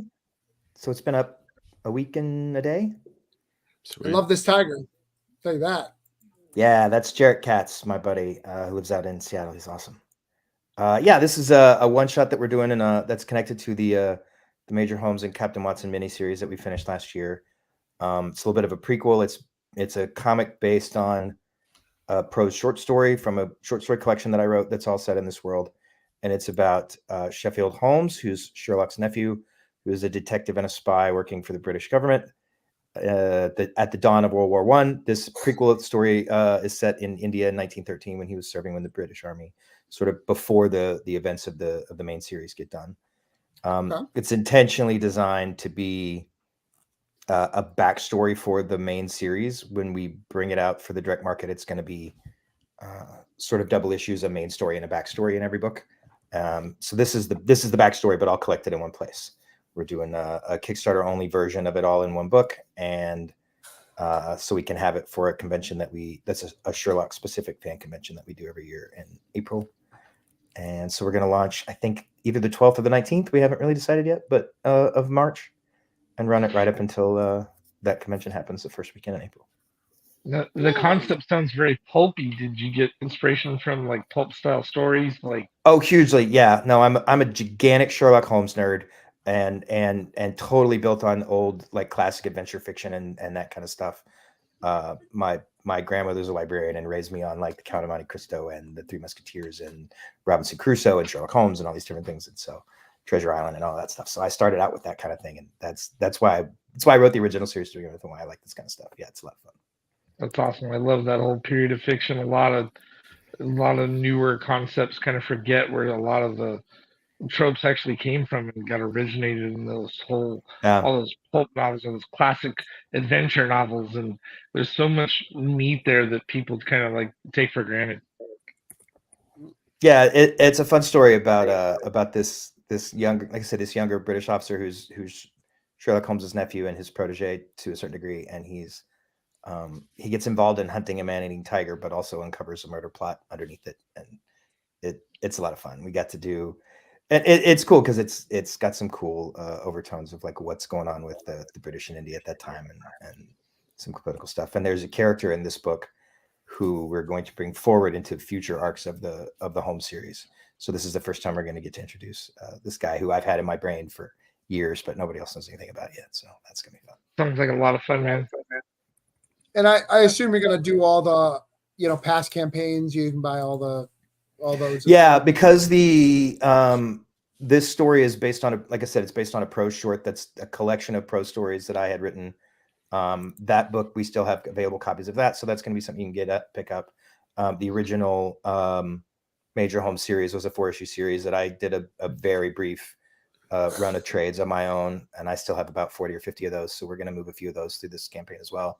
But there'll be opportunities. Yeah, if you've never read the original Major Holmes and Captain Watson series, you'll be able to get a hold of all of it. So for brand new folks, they'll be able to kind of read the prequel and the new series and get the whole world all in one big chunk if that's what they want to do. Nice. So going back to Grand for a second, I'm going to get you to 127 and 2600. That's the goal. Jeff here, we're at 101. We're going to try to get you 103. See if we can get 2. This is easy, guys. Watch. See, I haven't done it yet. Click notify me of launch. See, right there. Whoa! I like that. Wow, and Travis is 3 people apparently. That was cool. Look at that. Travis really went from 101 to 104. That was great. My button has that. Travis contains multitudes. I got the magic touch. That was awesome. That's great because we were at 99 for like 3 straight days, and it was making me crazy. It's like, come on, I just need you to roll. Like, I just need that one more. Where is it? Sometimes it comes in bursts. Yesterday I was at like 280 or something, and I would post it on Facebook, and I was like, can we get to 300 before I launch? And then I got like 50 followers that day, and I don't know where they came from because I was stalled out for like a long time. So sometimes, I don't know. Yeah. Maybe somebody shares it or whatever. We put it up and it went to like 84 on the first day, and then it's been like one here and one there and one here and one there, and It looks That's so cool. sick. That cover is awesome. dude. And Jarrett's art. If I share the preview with you, do you? Yeah, wanna I'll see share that? it out. You can, Yeah. yes, you can see some of the pages. Let me look at where I'm at. Oh, you just got Stickney following you. That also Yeah, you counts got for the king. Oh, Charlie's such a good dude. Love that guy. One of the goats. Ah, Send it to me on Facebook if possible. But if you send it on Twitter, just let me know so I can go there. well, I can put it right here. Yeah. Oh yeah, you can do it. Will that let you see more of the campaign in the pages? The campaign's super raw. There's Yeah. big chunks of that That haven't this been there yet because, like I said, we're not launching it yet. But you'll be able to see at least the first. There's like a 5-page scene that we're gonna letter and put in there, so you'll be able to read what's going on. Not sure. But the artist is a guy named Jarrett Katz that I worked on a corporate comic with, and he's got a color, so he really likes Name This and Go. That link's not, you got to share it. Maybe enable link. That didn't work, Jeff. Okay. Oh, I know what's going on. Hang on.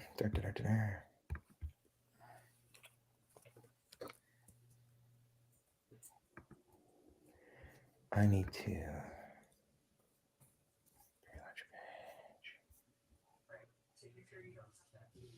By the way, I'm wearing a shirt of we'll David figure it out. Byrne on my face. For those friend of steak, so always wear your friends on your shirt.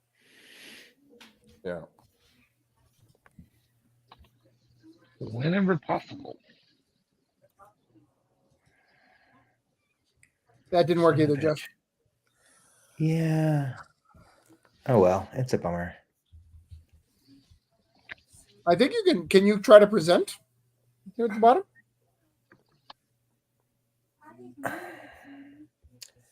Let me try that. I can give you permission if it pops up. Says share screen, sharing tips.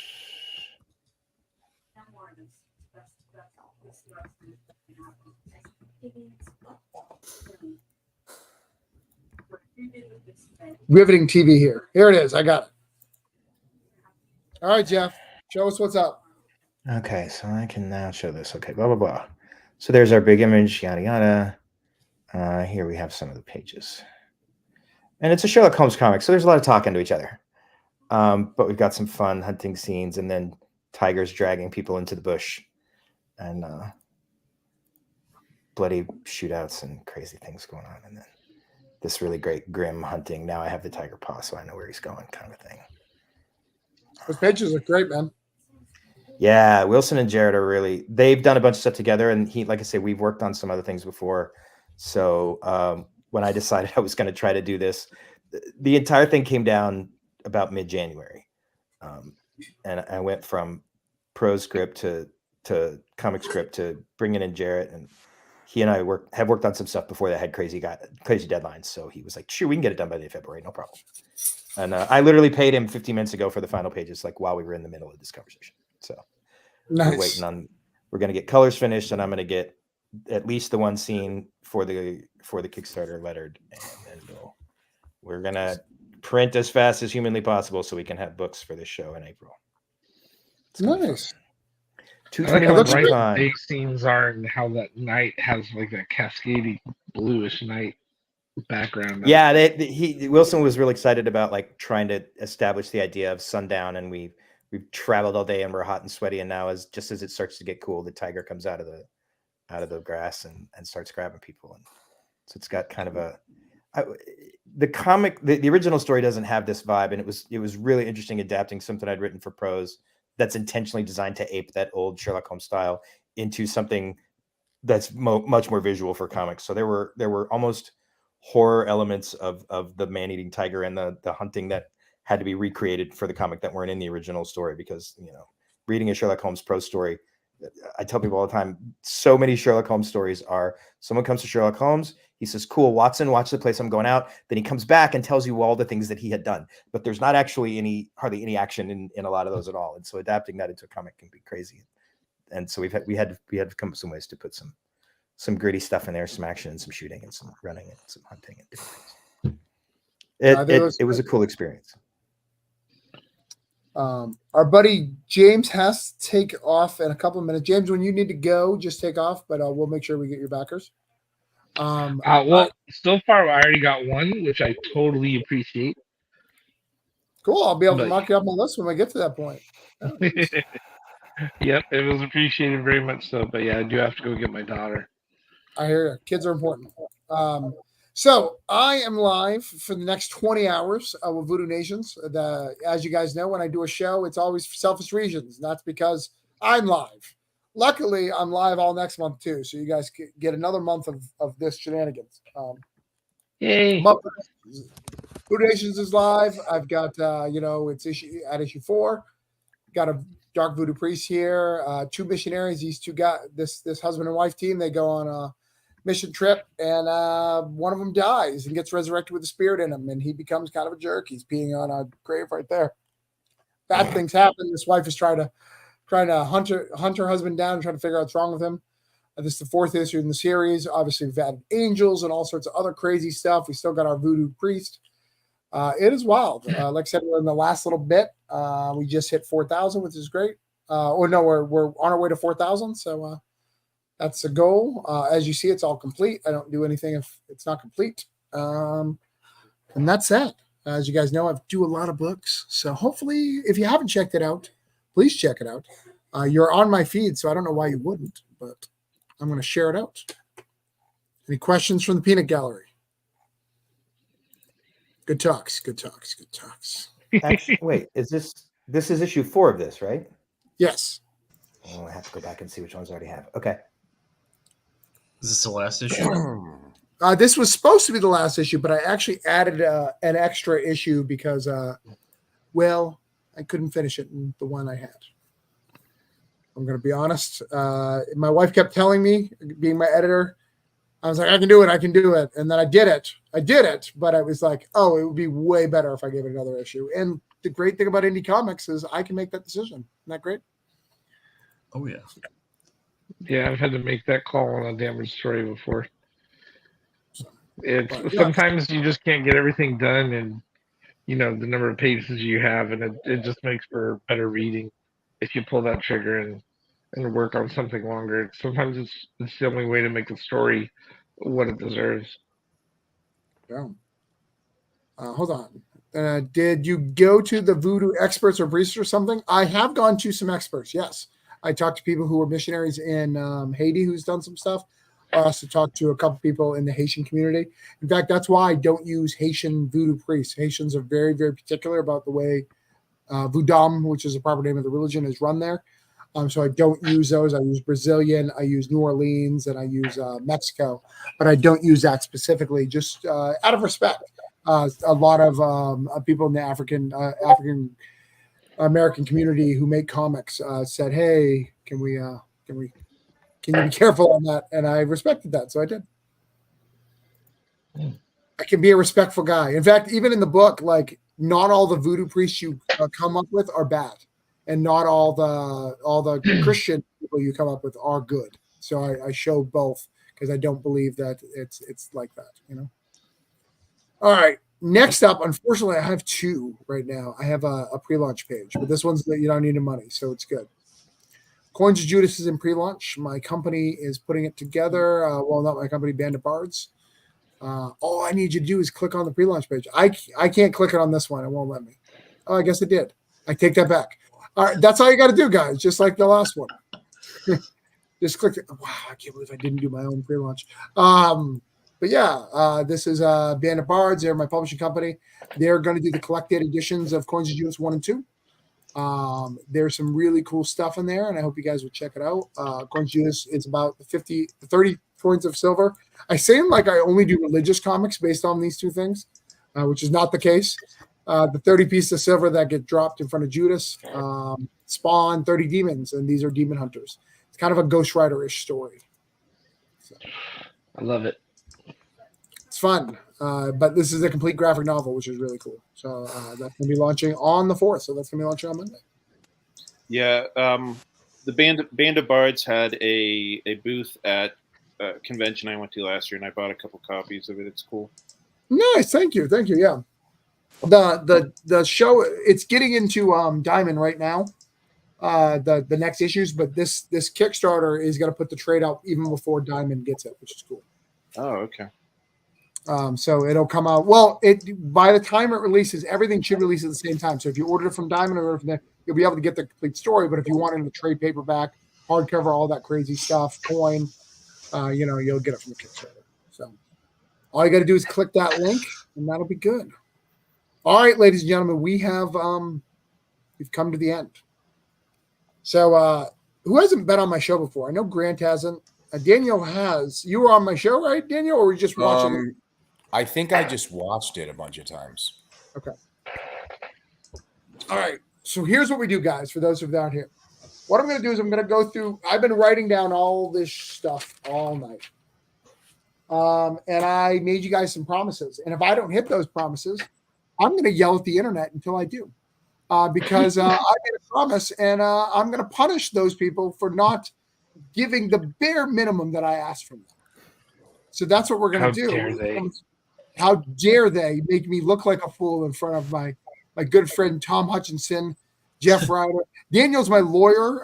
What he can not represent me.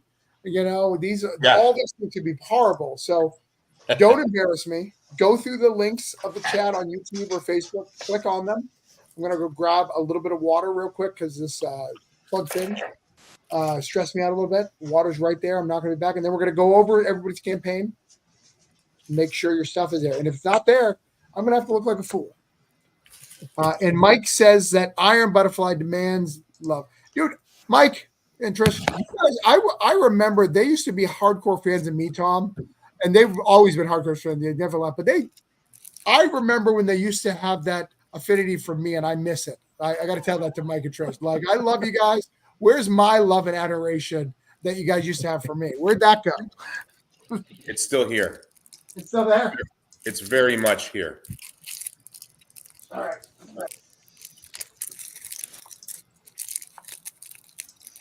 Mike knows how to get things done around here. They still send me Christmas cards and stuff, so I know I'm still on the they'd love me a little bit. We are not on internet making people looking like fools is considered fine art here. We're on the internet making people look like fools is fine art here. Well, that's half the purpose of the internet. Mike still loves voodoo. All right, cool. All right. I'm sure I see your name as a back of there somewhere. All right.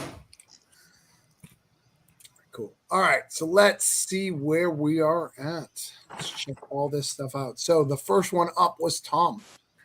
Tom, I left you at 1,941 with 40 backers. This is Iron Butterfly.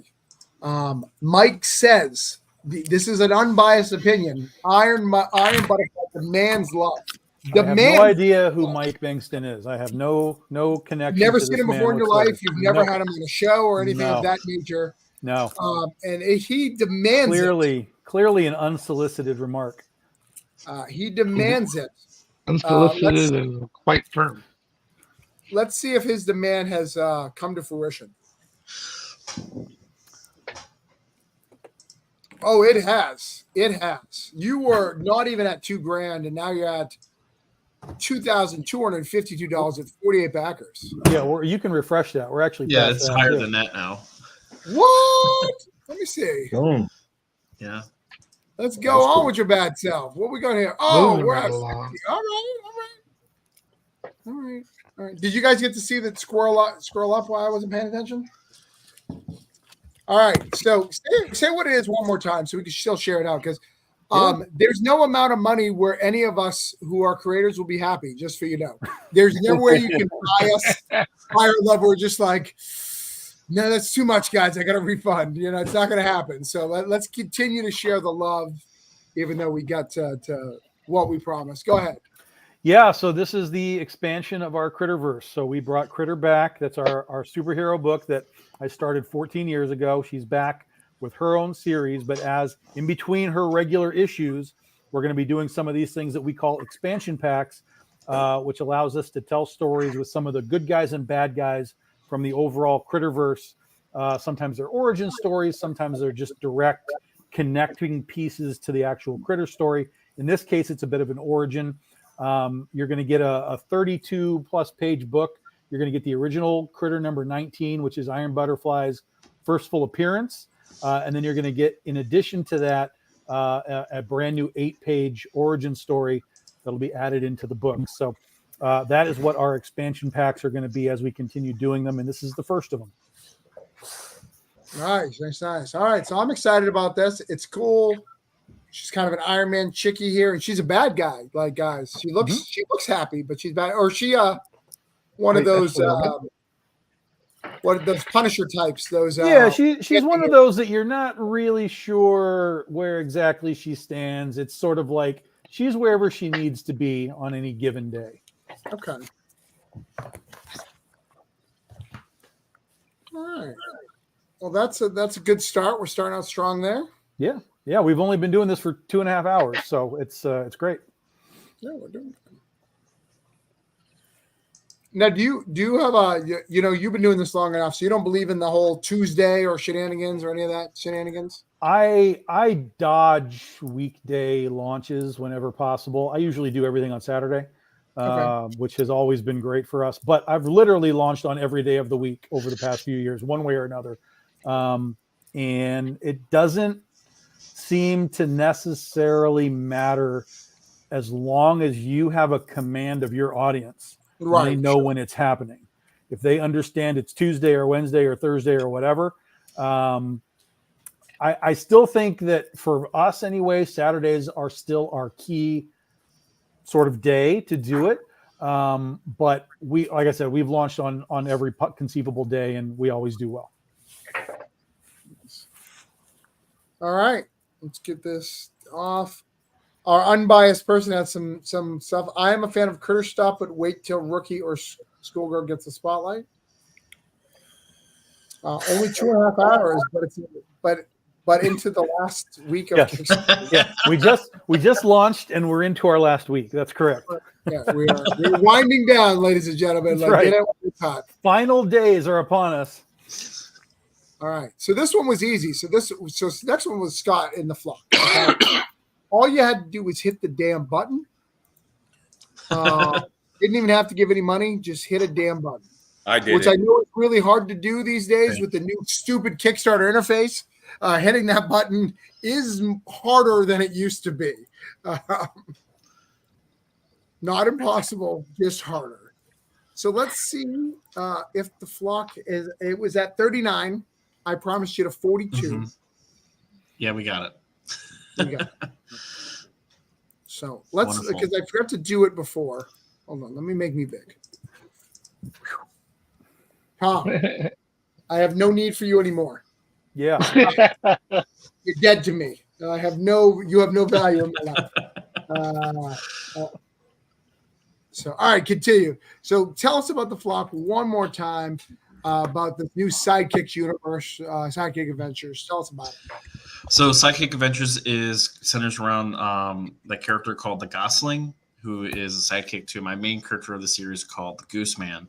All the stories that are in this book are kind of short stories where, he gets a little bit of, having to go to a farm to he's been bad at school. So his parents sent him to one of his uncle's farms to kind of like beat the bad out of him. And so he has to do a lot of chores and, learns life lessons in that story. But then the main part of the book is when he is introduced to the new character that we're bringing in called Slinger, which is a chocolate Labrador that ends up being his own sidekick and fighting crime in the city. So very cute. Of course, the book is an all ages story as well, and it's already done. It's already printed. It's already ready to go. So this launches tomorrow at 8 a.m. So if you hit that pre-launch, you're going to get notified of it, and you're not going to miss it. You're not going to be waking up in the morning going, "Fuck, what book was that?" You won't need that. You just click it right there in the chat, and you'll know it is the flock. And you can go, "What the flock?" And you go ahead and do it. See what I did there? Flock can be a swear word. Oh, well, my first volume 1 paperback, it's called Big Flock and Book. So Yeah, see? there you go. All right. I don't know. Damn it. All right. So, James, Yes, sir. you're still here. You're supposed to go pick up your kid, but that's fine. If you want to leave your kid abandoned at a dance studio, that's fine. That's not on me. That's on you. I was off on the time. She's got a couple more minutes left. She texted right. me saying she's got to All stay right. behind. All right. 1590 is where you were at with 48 backers. Try to get you another backer. Let's see if we have succeeded in doing so.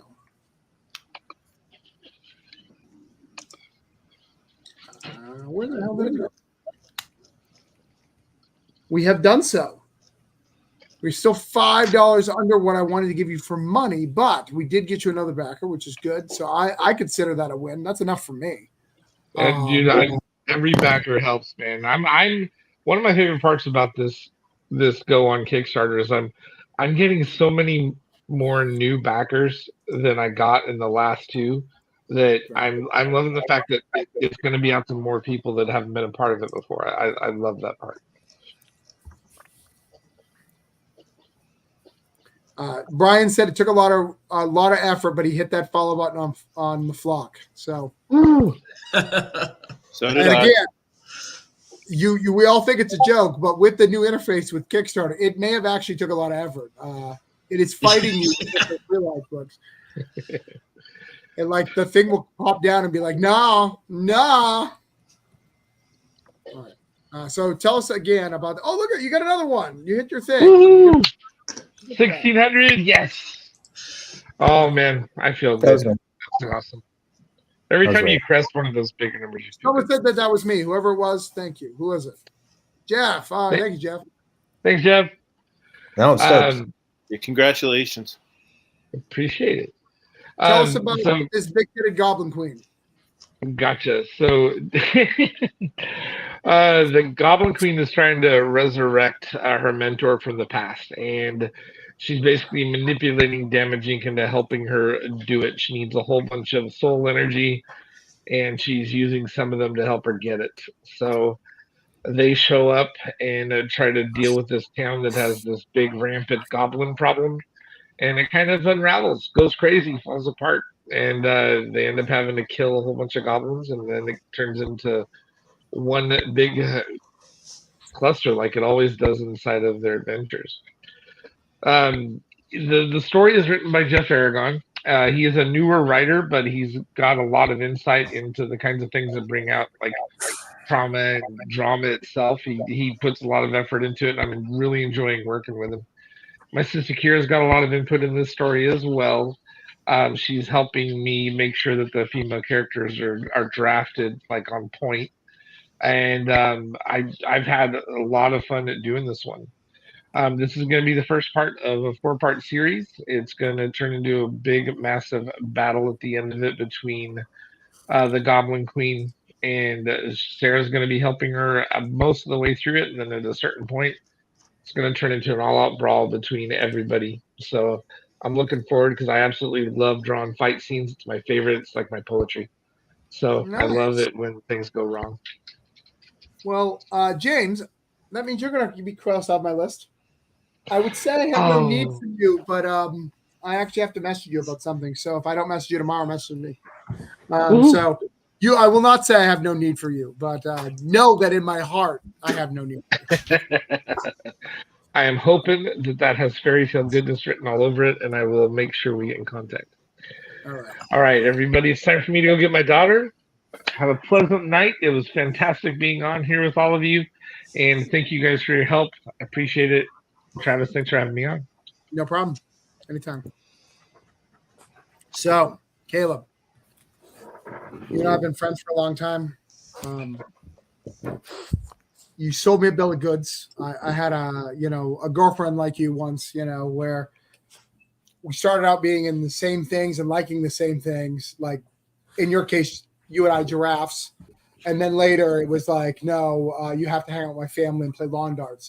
You sold me on one thing, got me on other, but I still like you. I like hanging around with you. I think you make good comics. You may be a better writer than me, which is a little insulting. I don't like that.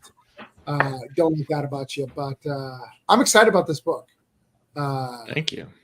Because it looks cool. And your wife is part of it, which I think is awesome. We need more women voices in comics, and thank you for bringing it out tonight. Did I embarrass you in front of her? No. I think you did great. I'm not very embarrassable, so. All right. And it looks like we did hit the goal that you set.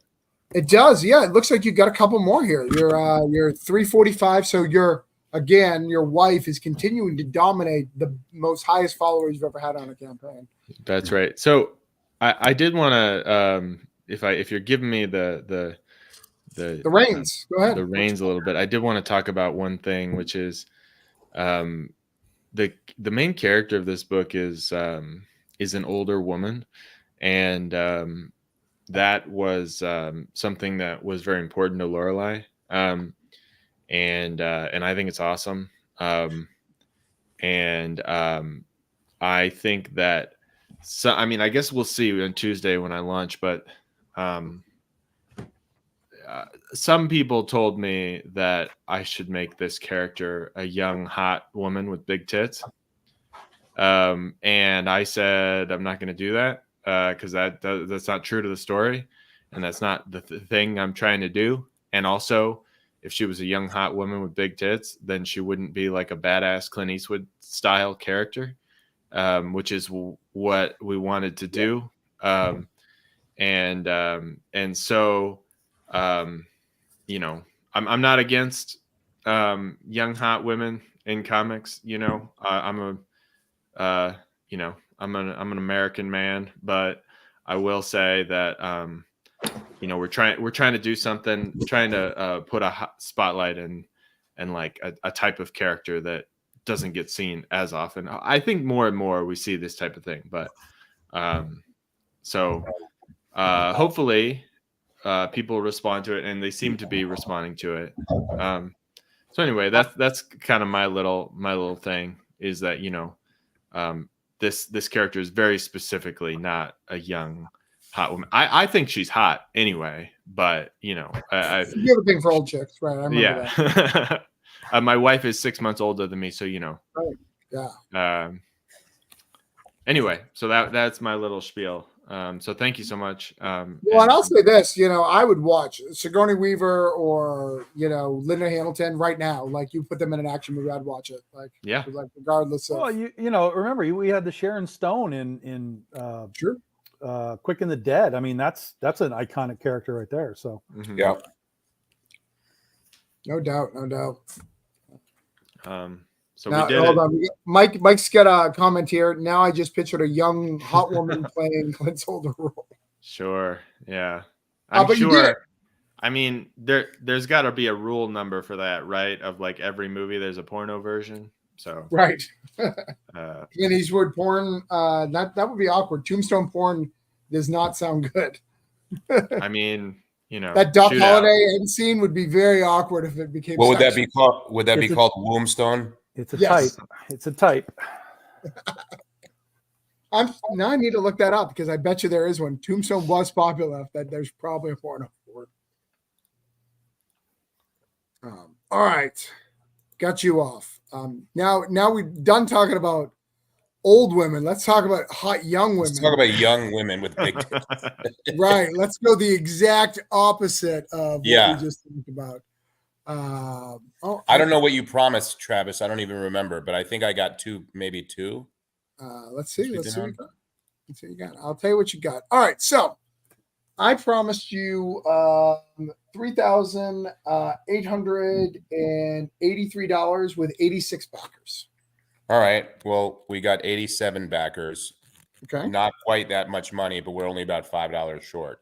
Either way, I'm happy. We'll keep sharing it around. I mean, new backers are good. People knowing about it is good. Yeah. But tell us about these. How long? You want to play the video? Do you like the video? Yeah, play the video. What the hell? Okay.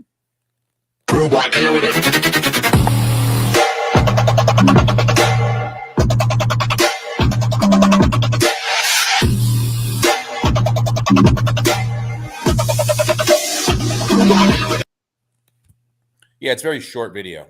And it shuts off abruptly. It's like, we're done. Yeah. I like that.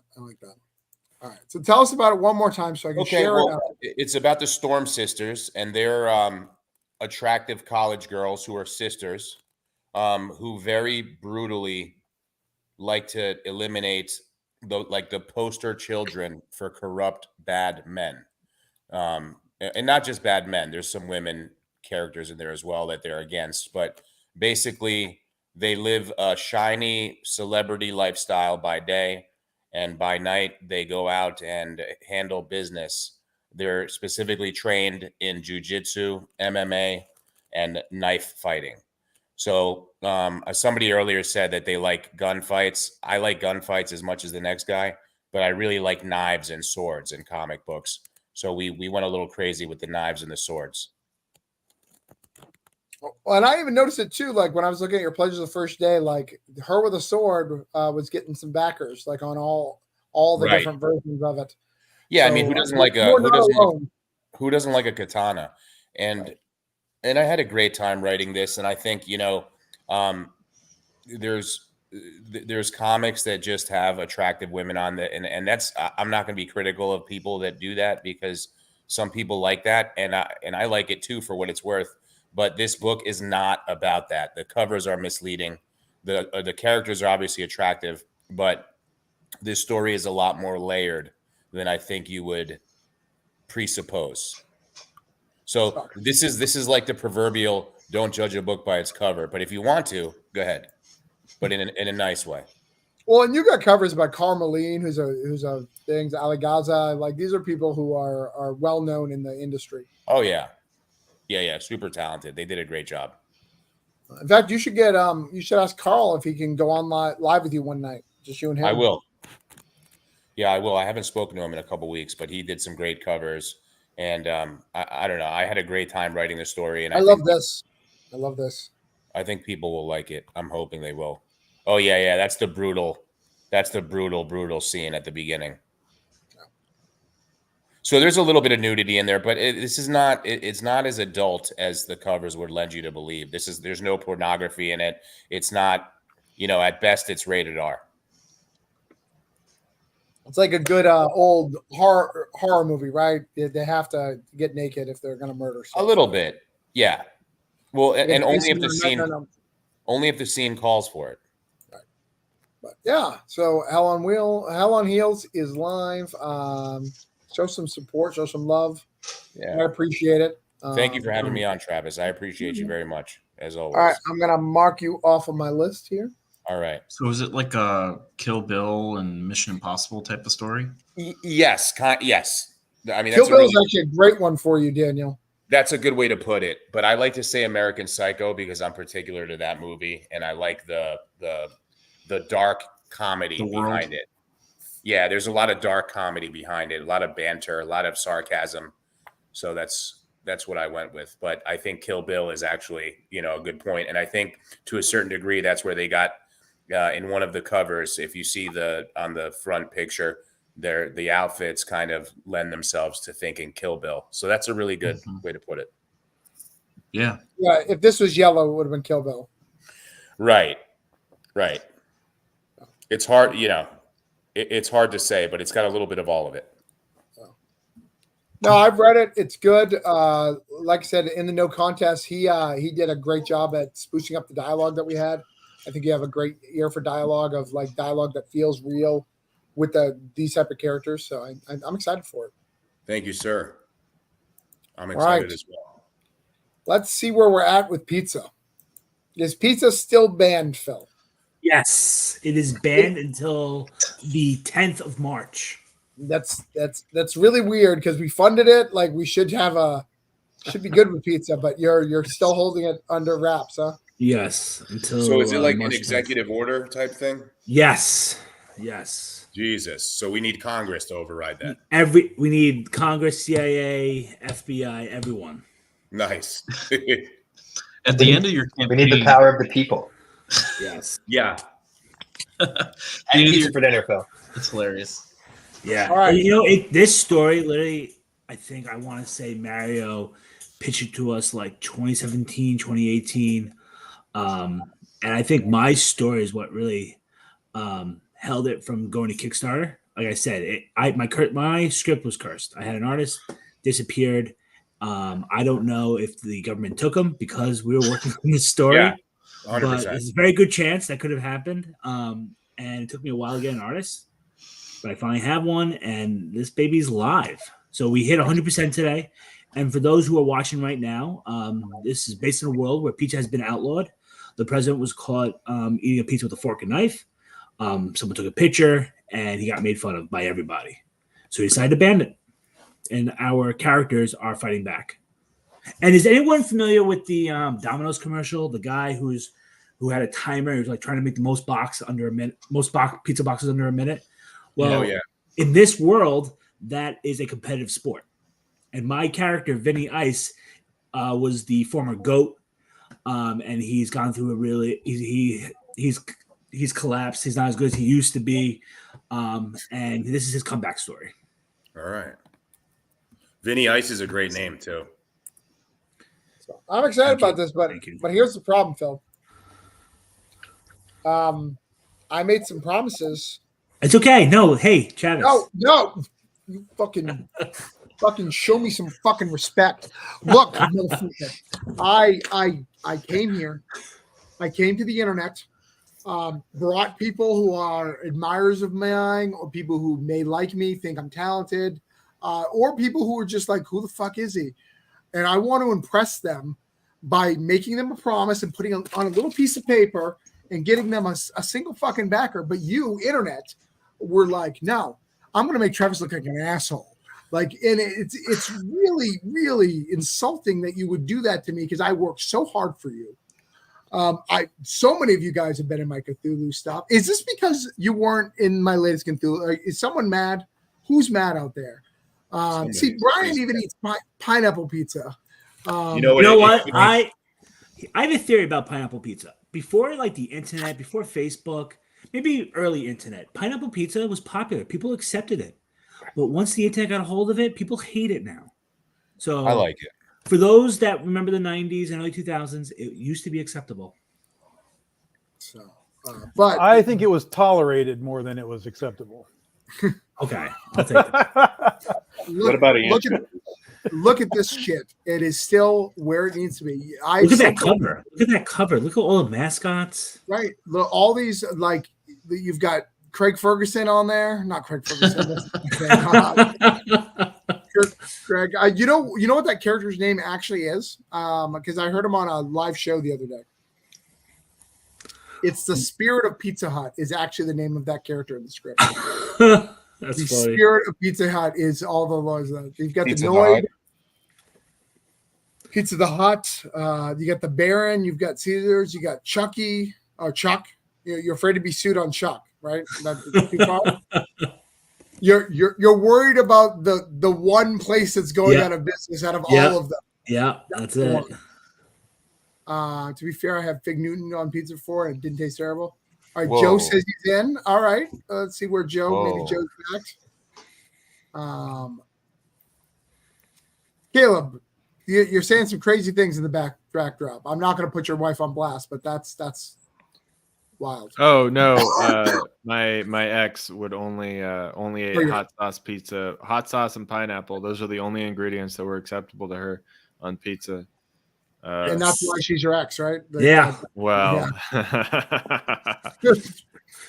certainly I wouldn't eat hot sauce pineapple pizza, but I mean, look at these people eating pizza. Like all these people got these pizza, and they're never going to eat pizza again if you don't back this. Well, that one wasn't pizza. Hold on, scroll back up. That's not pizza. No, yeah, that's not pizza. That's a Chicago. So I just had that type of slice for the first time like last week, and I gotta say I enjoyed it. I'm sorry, it was good. Ugh.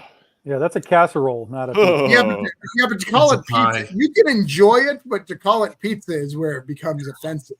Also, my last comment about pizza, because we have other people who have to go, is are you guys familiar with David Portnoy, Barstool Sports? Yeah. So he's from Connecticut, right? And he, for some reason, hates Long Island pizza. I'm from Long Island. I'm going to be honest. I don't know, but from what I've heard, Connecticut pizza, they burn their pizza. I don't know who eats burned pizza. And if I upset anyone here, I'm sorry. For those in the comments, I'm sorry. But does anyone here actually enjoy pizza that's burnt? I don't get it. No. I mean, I don't want to offend anyone, but that's the first fact I've ever heard about Connecticut in my life. So Really? Yeah. Google Connecticut. No, Pizza Well, I Connecticut know is they have a fantastic. good. I know they have a Don't good mess with college No, women's so- basketball team too. I think, but that's about So- it. Scott, we actually launched our Kickstarter on National Pizza Day. Nice. So I have a story. So my wife hates Chicago style pizza, like absolutely hates it. And we went to MegaCon, and she was like, "I really want a good pizza slice." And I'm just like, that just doesn't exist in Florida. Like Florida is really bad with pizza. You know, Daniel's not here. Daniel's thing seems to be messing up, but he could back me up. Like in our local area, we don't really have the best pizza we have is like those giant like beach slices, right? We have those giant, those are good, but you have to be in the mood for like the giant fold, like this size pizza, right? Like you got to be in the mood for that shit. Like you can't do it. And they put gator So we're meat driving on it. around. We find a New York style pizza place, and she's like, "Oh, let's go there." Let's go there. I was like, "Okay." So we pull up, and it's literally like a New York style pizza. It's a small little gas station, like that sells like great ratings, like 5 stars everywhere. But you're not going to be able to sit there. It's like you get your pizza and go. And we're staying with a friend, and we didn't want to share. I bring her to this other pizza restaurant that we find. It's right by my friend's house. She loves the atmosphere, but she is starving. She's been complaining for about an hour and she's hungry. And all they have is Chicago pizza when she sits down. And I am laughing hysterical because she goes to the bathroom. She comes back. And I was like, "You ready for your pizza?" And I hand her the menu and she about to cry. It was good stuff. Good stuff. Good. It is good stuff, wow. Caleb. It's funny. They're having regular pizzas too, but it was funny. Travis often rejoices in his wife's success. It's good, in his wife's depression. It's good stuff. He's like, "Yeah." Anyways, we got the backer here. Somebody loves pizza. We can mark Phil off the list for the second. Thank you. Phil hasn't told you this, but all 147 backers was because of my show. He comes on, just gets one at a time. I've done 147 shows since he's been live, and one at a time. Multiple times a day. Multiple times a day. Phil, I sent you an ad from the pizza joint next door to the bar. I love that. That was good. That was great. It was great. There's a joint call Black, and Travis says there's not good pizza in Florida, but that's not true. Here in Orlando, there's a great spot called Black Magic Pizza, and they sent me a new sticker for their new ad, and it's the Grim Reaper giving you the finger, and it says Black Magic Pizza, burning your pizza since 2019. Well, the mushroom. They just leaned into it. They're like, "Yep, we set it on fire. Fuck it. We don't care. Eat it. We don't care." They're great kids. It's this hardcore heavy metal pizza joint next to my spot. It's really great. I ate it for dinner just for you, Phil. You guys have the Mighty Mushroom too in Orlando, which is pretty decent. There's some decent pizza up here. We have Ziggy's, and we have Black Magic, and we have Mighty Mushroom. We got a couple others. Yeah, I live a little bit lower than you, so I don't have those luxuries. I live close to the beach, and there's rich. Travis hangs lower than I do. I do. To the left too, awkwardly enough. All right, so Grant, your shit got messed up. I was live and I would have disappeared for a minute. Yeah, I don't remember what you said. I said you were at when we started 2,590 with 126 backers. I told you I'd get you to 127, 2,600. So let's see where we're at. We did.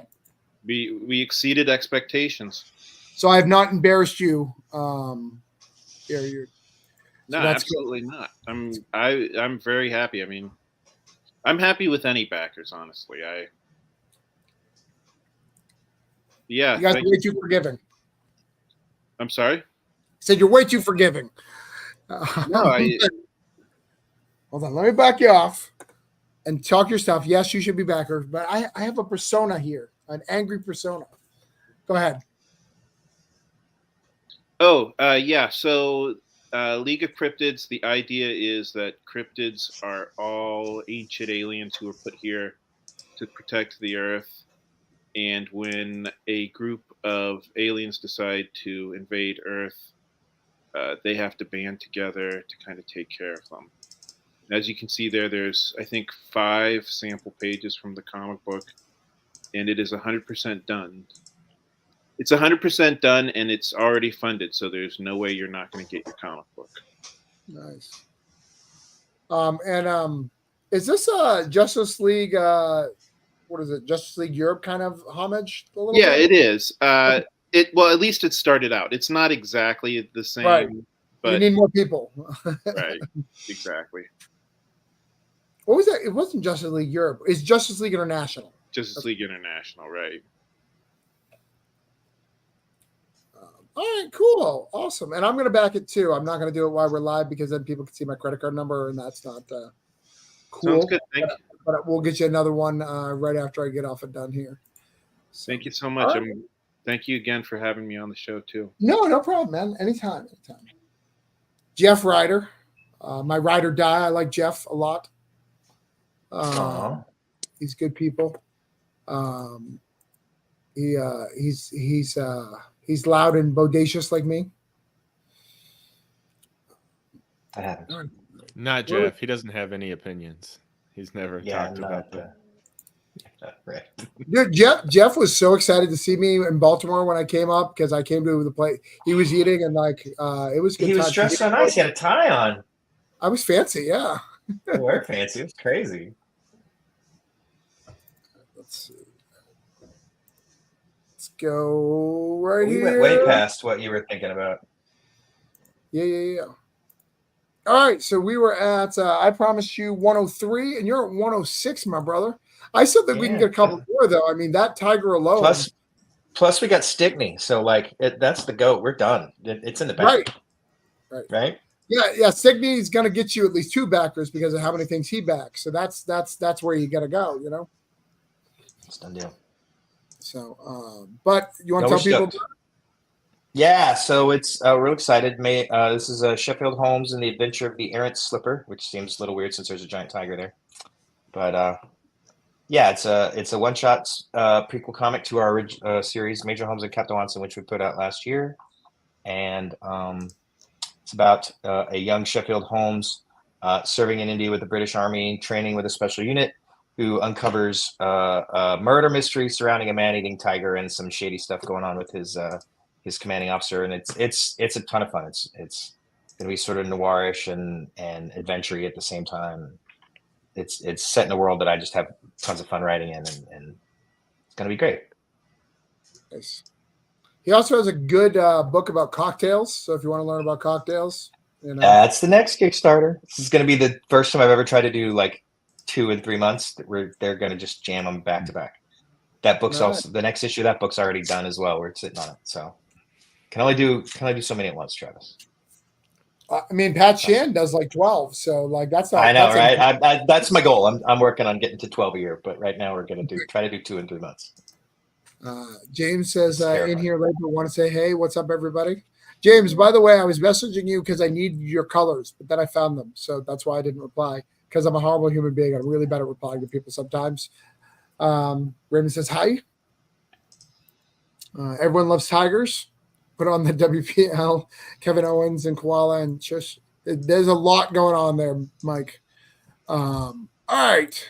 We got 2 more in their mind. So if we fail, I failed myself. So that's okay. Let's see. So let's start with Coins of Judas just because that's one I have up. All I asked is you guys to follow it, and nobody fucking did. Oh, my God. I was already following it. Come on, guys. I think I might be as well. It's not. Oh, 83. No, we're good. We're good. I just need to refresh. We're fine. Sorry, guys. I didn't even write a number of how much I get. I was just at 80. So I think that we're good there. Get that off the list. And then we'll go to Voodoo Nations. Again, very happy with everything I'm getting. We're doing great. There you go. 84.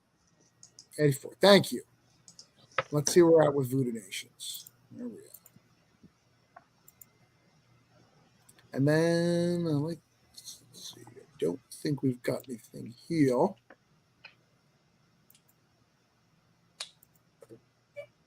Oh no, we did. No, we didn't. We didn't need to get 172.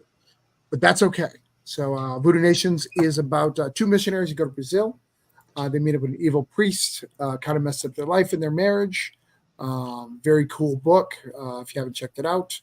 It's a lot of fun. I've liked it. There's been a lot of drama behind the scenes of it, but we keep pushing this book out. It is actually cursed. Jeff Ryder can back that up. He's been in on occasions where that's been the case. But we keep kicking because we want to produce art, and art is good. So, and I produce a lot of books too. I'm not Pat Shan, but I do a lot. So we'll get that out. We'll share that out one last time. See if we can get another backer here. Fresh. All right, no fresh.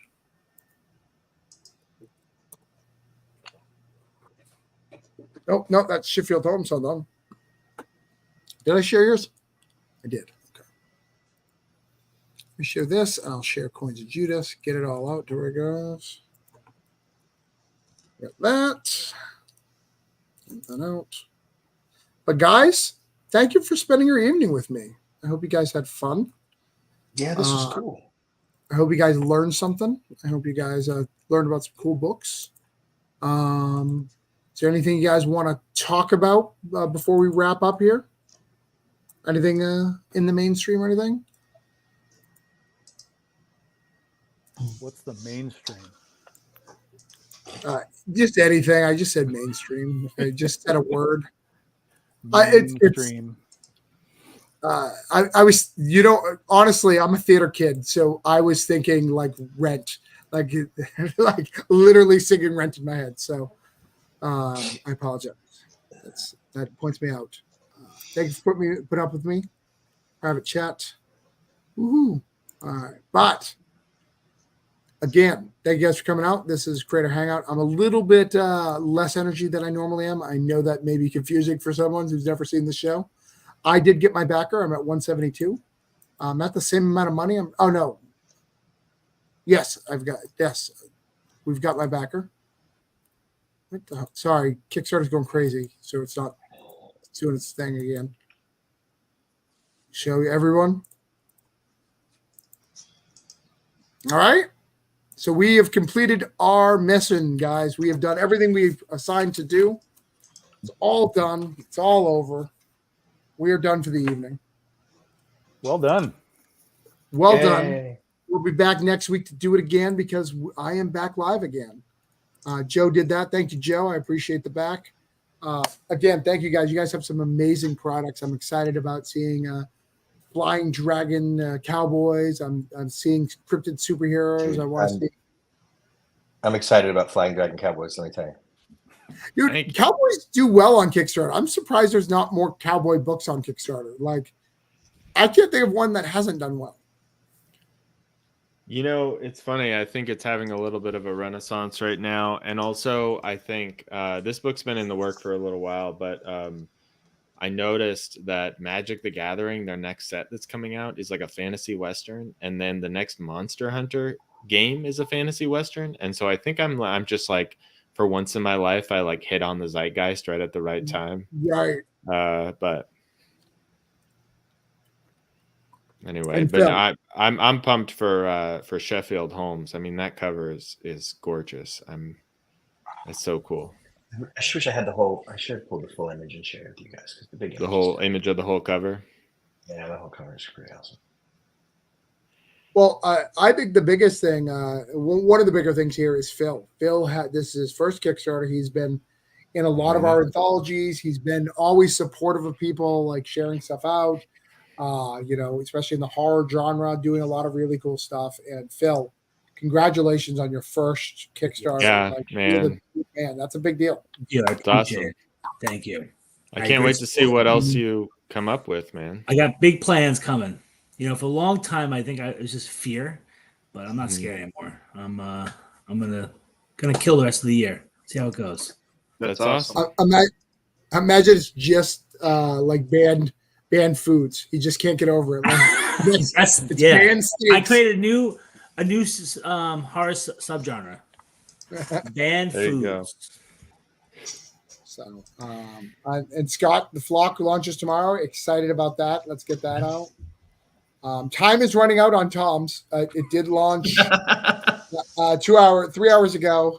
but time is running out. Like, right. you need to get on it. We are in our final days. Yeah. No, but in all seriousness, I we admire do you have- for running a 72-hour Kickstarter campaign. That's ballsy. It takes. Oh, I've done that. I did a 69-hour campaign. It was Nice. crazy, and it did really well. Again, it one of the things is it doesn't give anybody time to drop out. This is like by the time they're like, oh, I don't want that anymore, it's over. Oops. Forget it, no dropout. So yeah, we've done 24-hour campaigns, 69. I mean, we've done everything. And basically the point of saying that is that anything can work, guys. There's no limits to crowdfunding in any capacity. If you want to go long, go long. You want to go short, go short. It's just do what you want to do, but you need to have as much control of your fan base to do it as possible. So, email lists are super important, but also understand that, once you have a following from crowdfunding, particularly like with Kickstarter, as soon as you click go, they tell all your previous backers like, hey, Tom's doing another thing. So, just be consistent and make a good product, and people will be there for the next one. Yeah. True. He's true, and some of the things that you guys have talked about in here tonight, like Travis and I have always been on the same page about, like, I don't put my books up if they're not done. We don't kick, and plenty of people do it, and they have to crowdfund things so they can pay artists and so they can pay colorists so they can do those things. I totally understand it, but like, I love the idea of having the book done, or as done as you can get. There's always some layout things, and I want to put the page in the book that says who backed it and those kinds of things. But the book itself, the primary part of it, is finished before you go to Kickstarter, so that you don't wait 3 months or 9 months or a year, or where you're never going to get it. And I think that's so big for so many people who on Kickstarter these days, who are backing books, who love that stuff. So yeah, I think that consistency of delivery and just being there. I'm super impressed that Travis is doing a book and then doing another and then doing another and then doing another. He's ever present in the ecosystem, and that's good. Yeah. I think that's weird. It is. Kickstarter is an ecosystem. I think there's ebb and flows, and there's all sorts of stuff. I think that is an accurate statement for Kickstarter. Well, this is the thing. Like, people always talk about the industry, right? That there's no such thing. Like, the industry is a big pie, and just like you talked about, Kickstarter is a piece of it. Conventions are a piece of it. The comic store is a piece of it. And while there is some overlap, of course, from all those pieces, there's a lot of those individual pieces that people only do one of those heavily. And so, we have to really understand that Kickstarter, like we just said, is an ecosystem. There are people there that are there all the time looking around just to see what is happening, because those people have figured out that the comic book store doesn't have any of this stuff, generally speaking. Yeah. Or if they do, it's usually years later, because a publisher has picked it up and done something with it years later. So Kickstarter, crowdfunding in general, is the start of indie creation now, more so than ever. And it will just continue to grow and be there, and then filter backwards through all the other channels. Yeah, no, I agree. I think it matters. I think Kickstarter. I think people pay attention to Kickstarter. So I think all those things matter. Yeah. And you're absolutely not wrong. There are people who are fans of Kickstarter only. I've actually met a couple of people at conventions who came and said, I backed your book. I wanted to see you. I don't go to my comic shop anymore. I just buy books on Kickstarter. That's where the good stuff is. Mm-hmm. And you love hearing that feedback. So that's cool. That's right. Absolutely. So, all right. Well, I'll be back next week with another Critter Hangout. Anyone who's not funded or launching, because you guys aren't, half of you aren't even launched. Tom will already have successfully done his campaign, came and gone like the wind. And Grant will do 5 campaigns to Tom's 1 because of his 45-day system instead of the 7-day system. Yeah, we'll be here next one. I will not be promoting Voodoo. We'll go into the next one. So Travis is inspirational. And I quickly realized exactly what to do. He pays me $5 for every compliment. But thank you for hanging out with us tonight. It's great. Oh, next week, almost the end of Byron. No, literally he cannot make it to the next camp. It will be over before the next time I do this. Yeah, we wrap up next Wednesday night. But I have my weekly poll, guys. I have not read my books yet, so I've got to get to work. So I will see you guys all next time. Anybody want to say anything before we leave? Thanks, All Travis. right. That's Thanks. it. I'm going to do a video outro. Let's do it.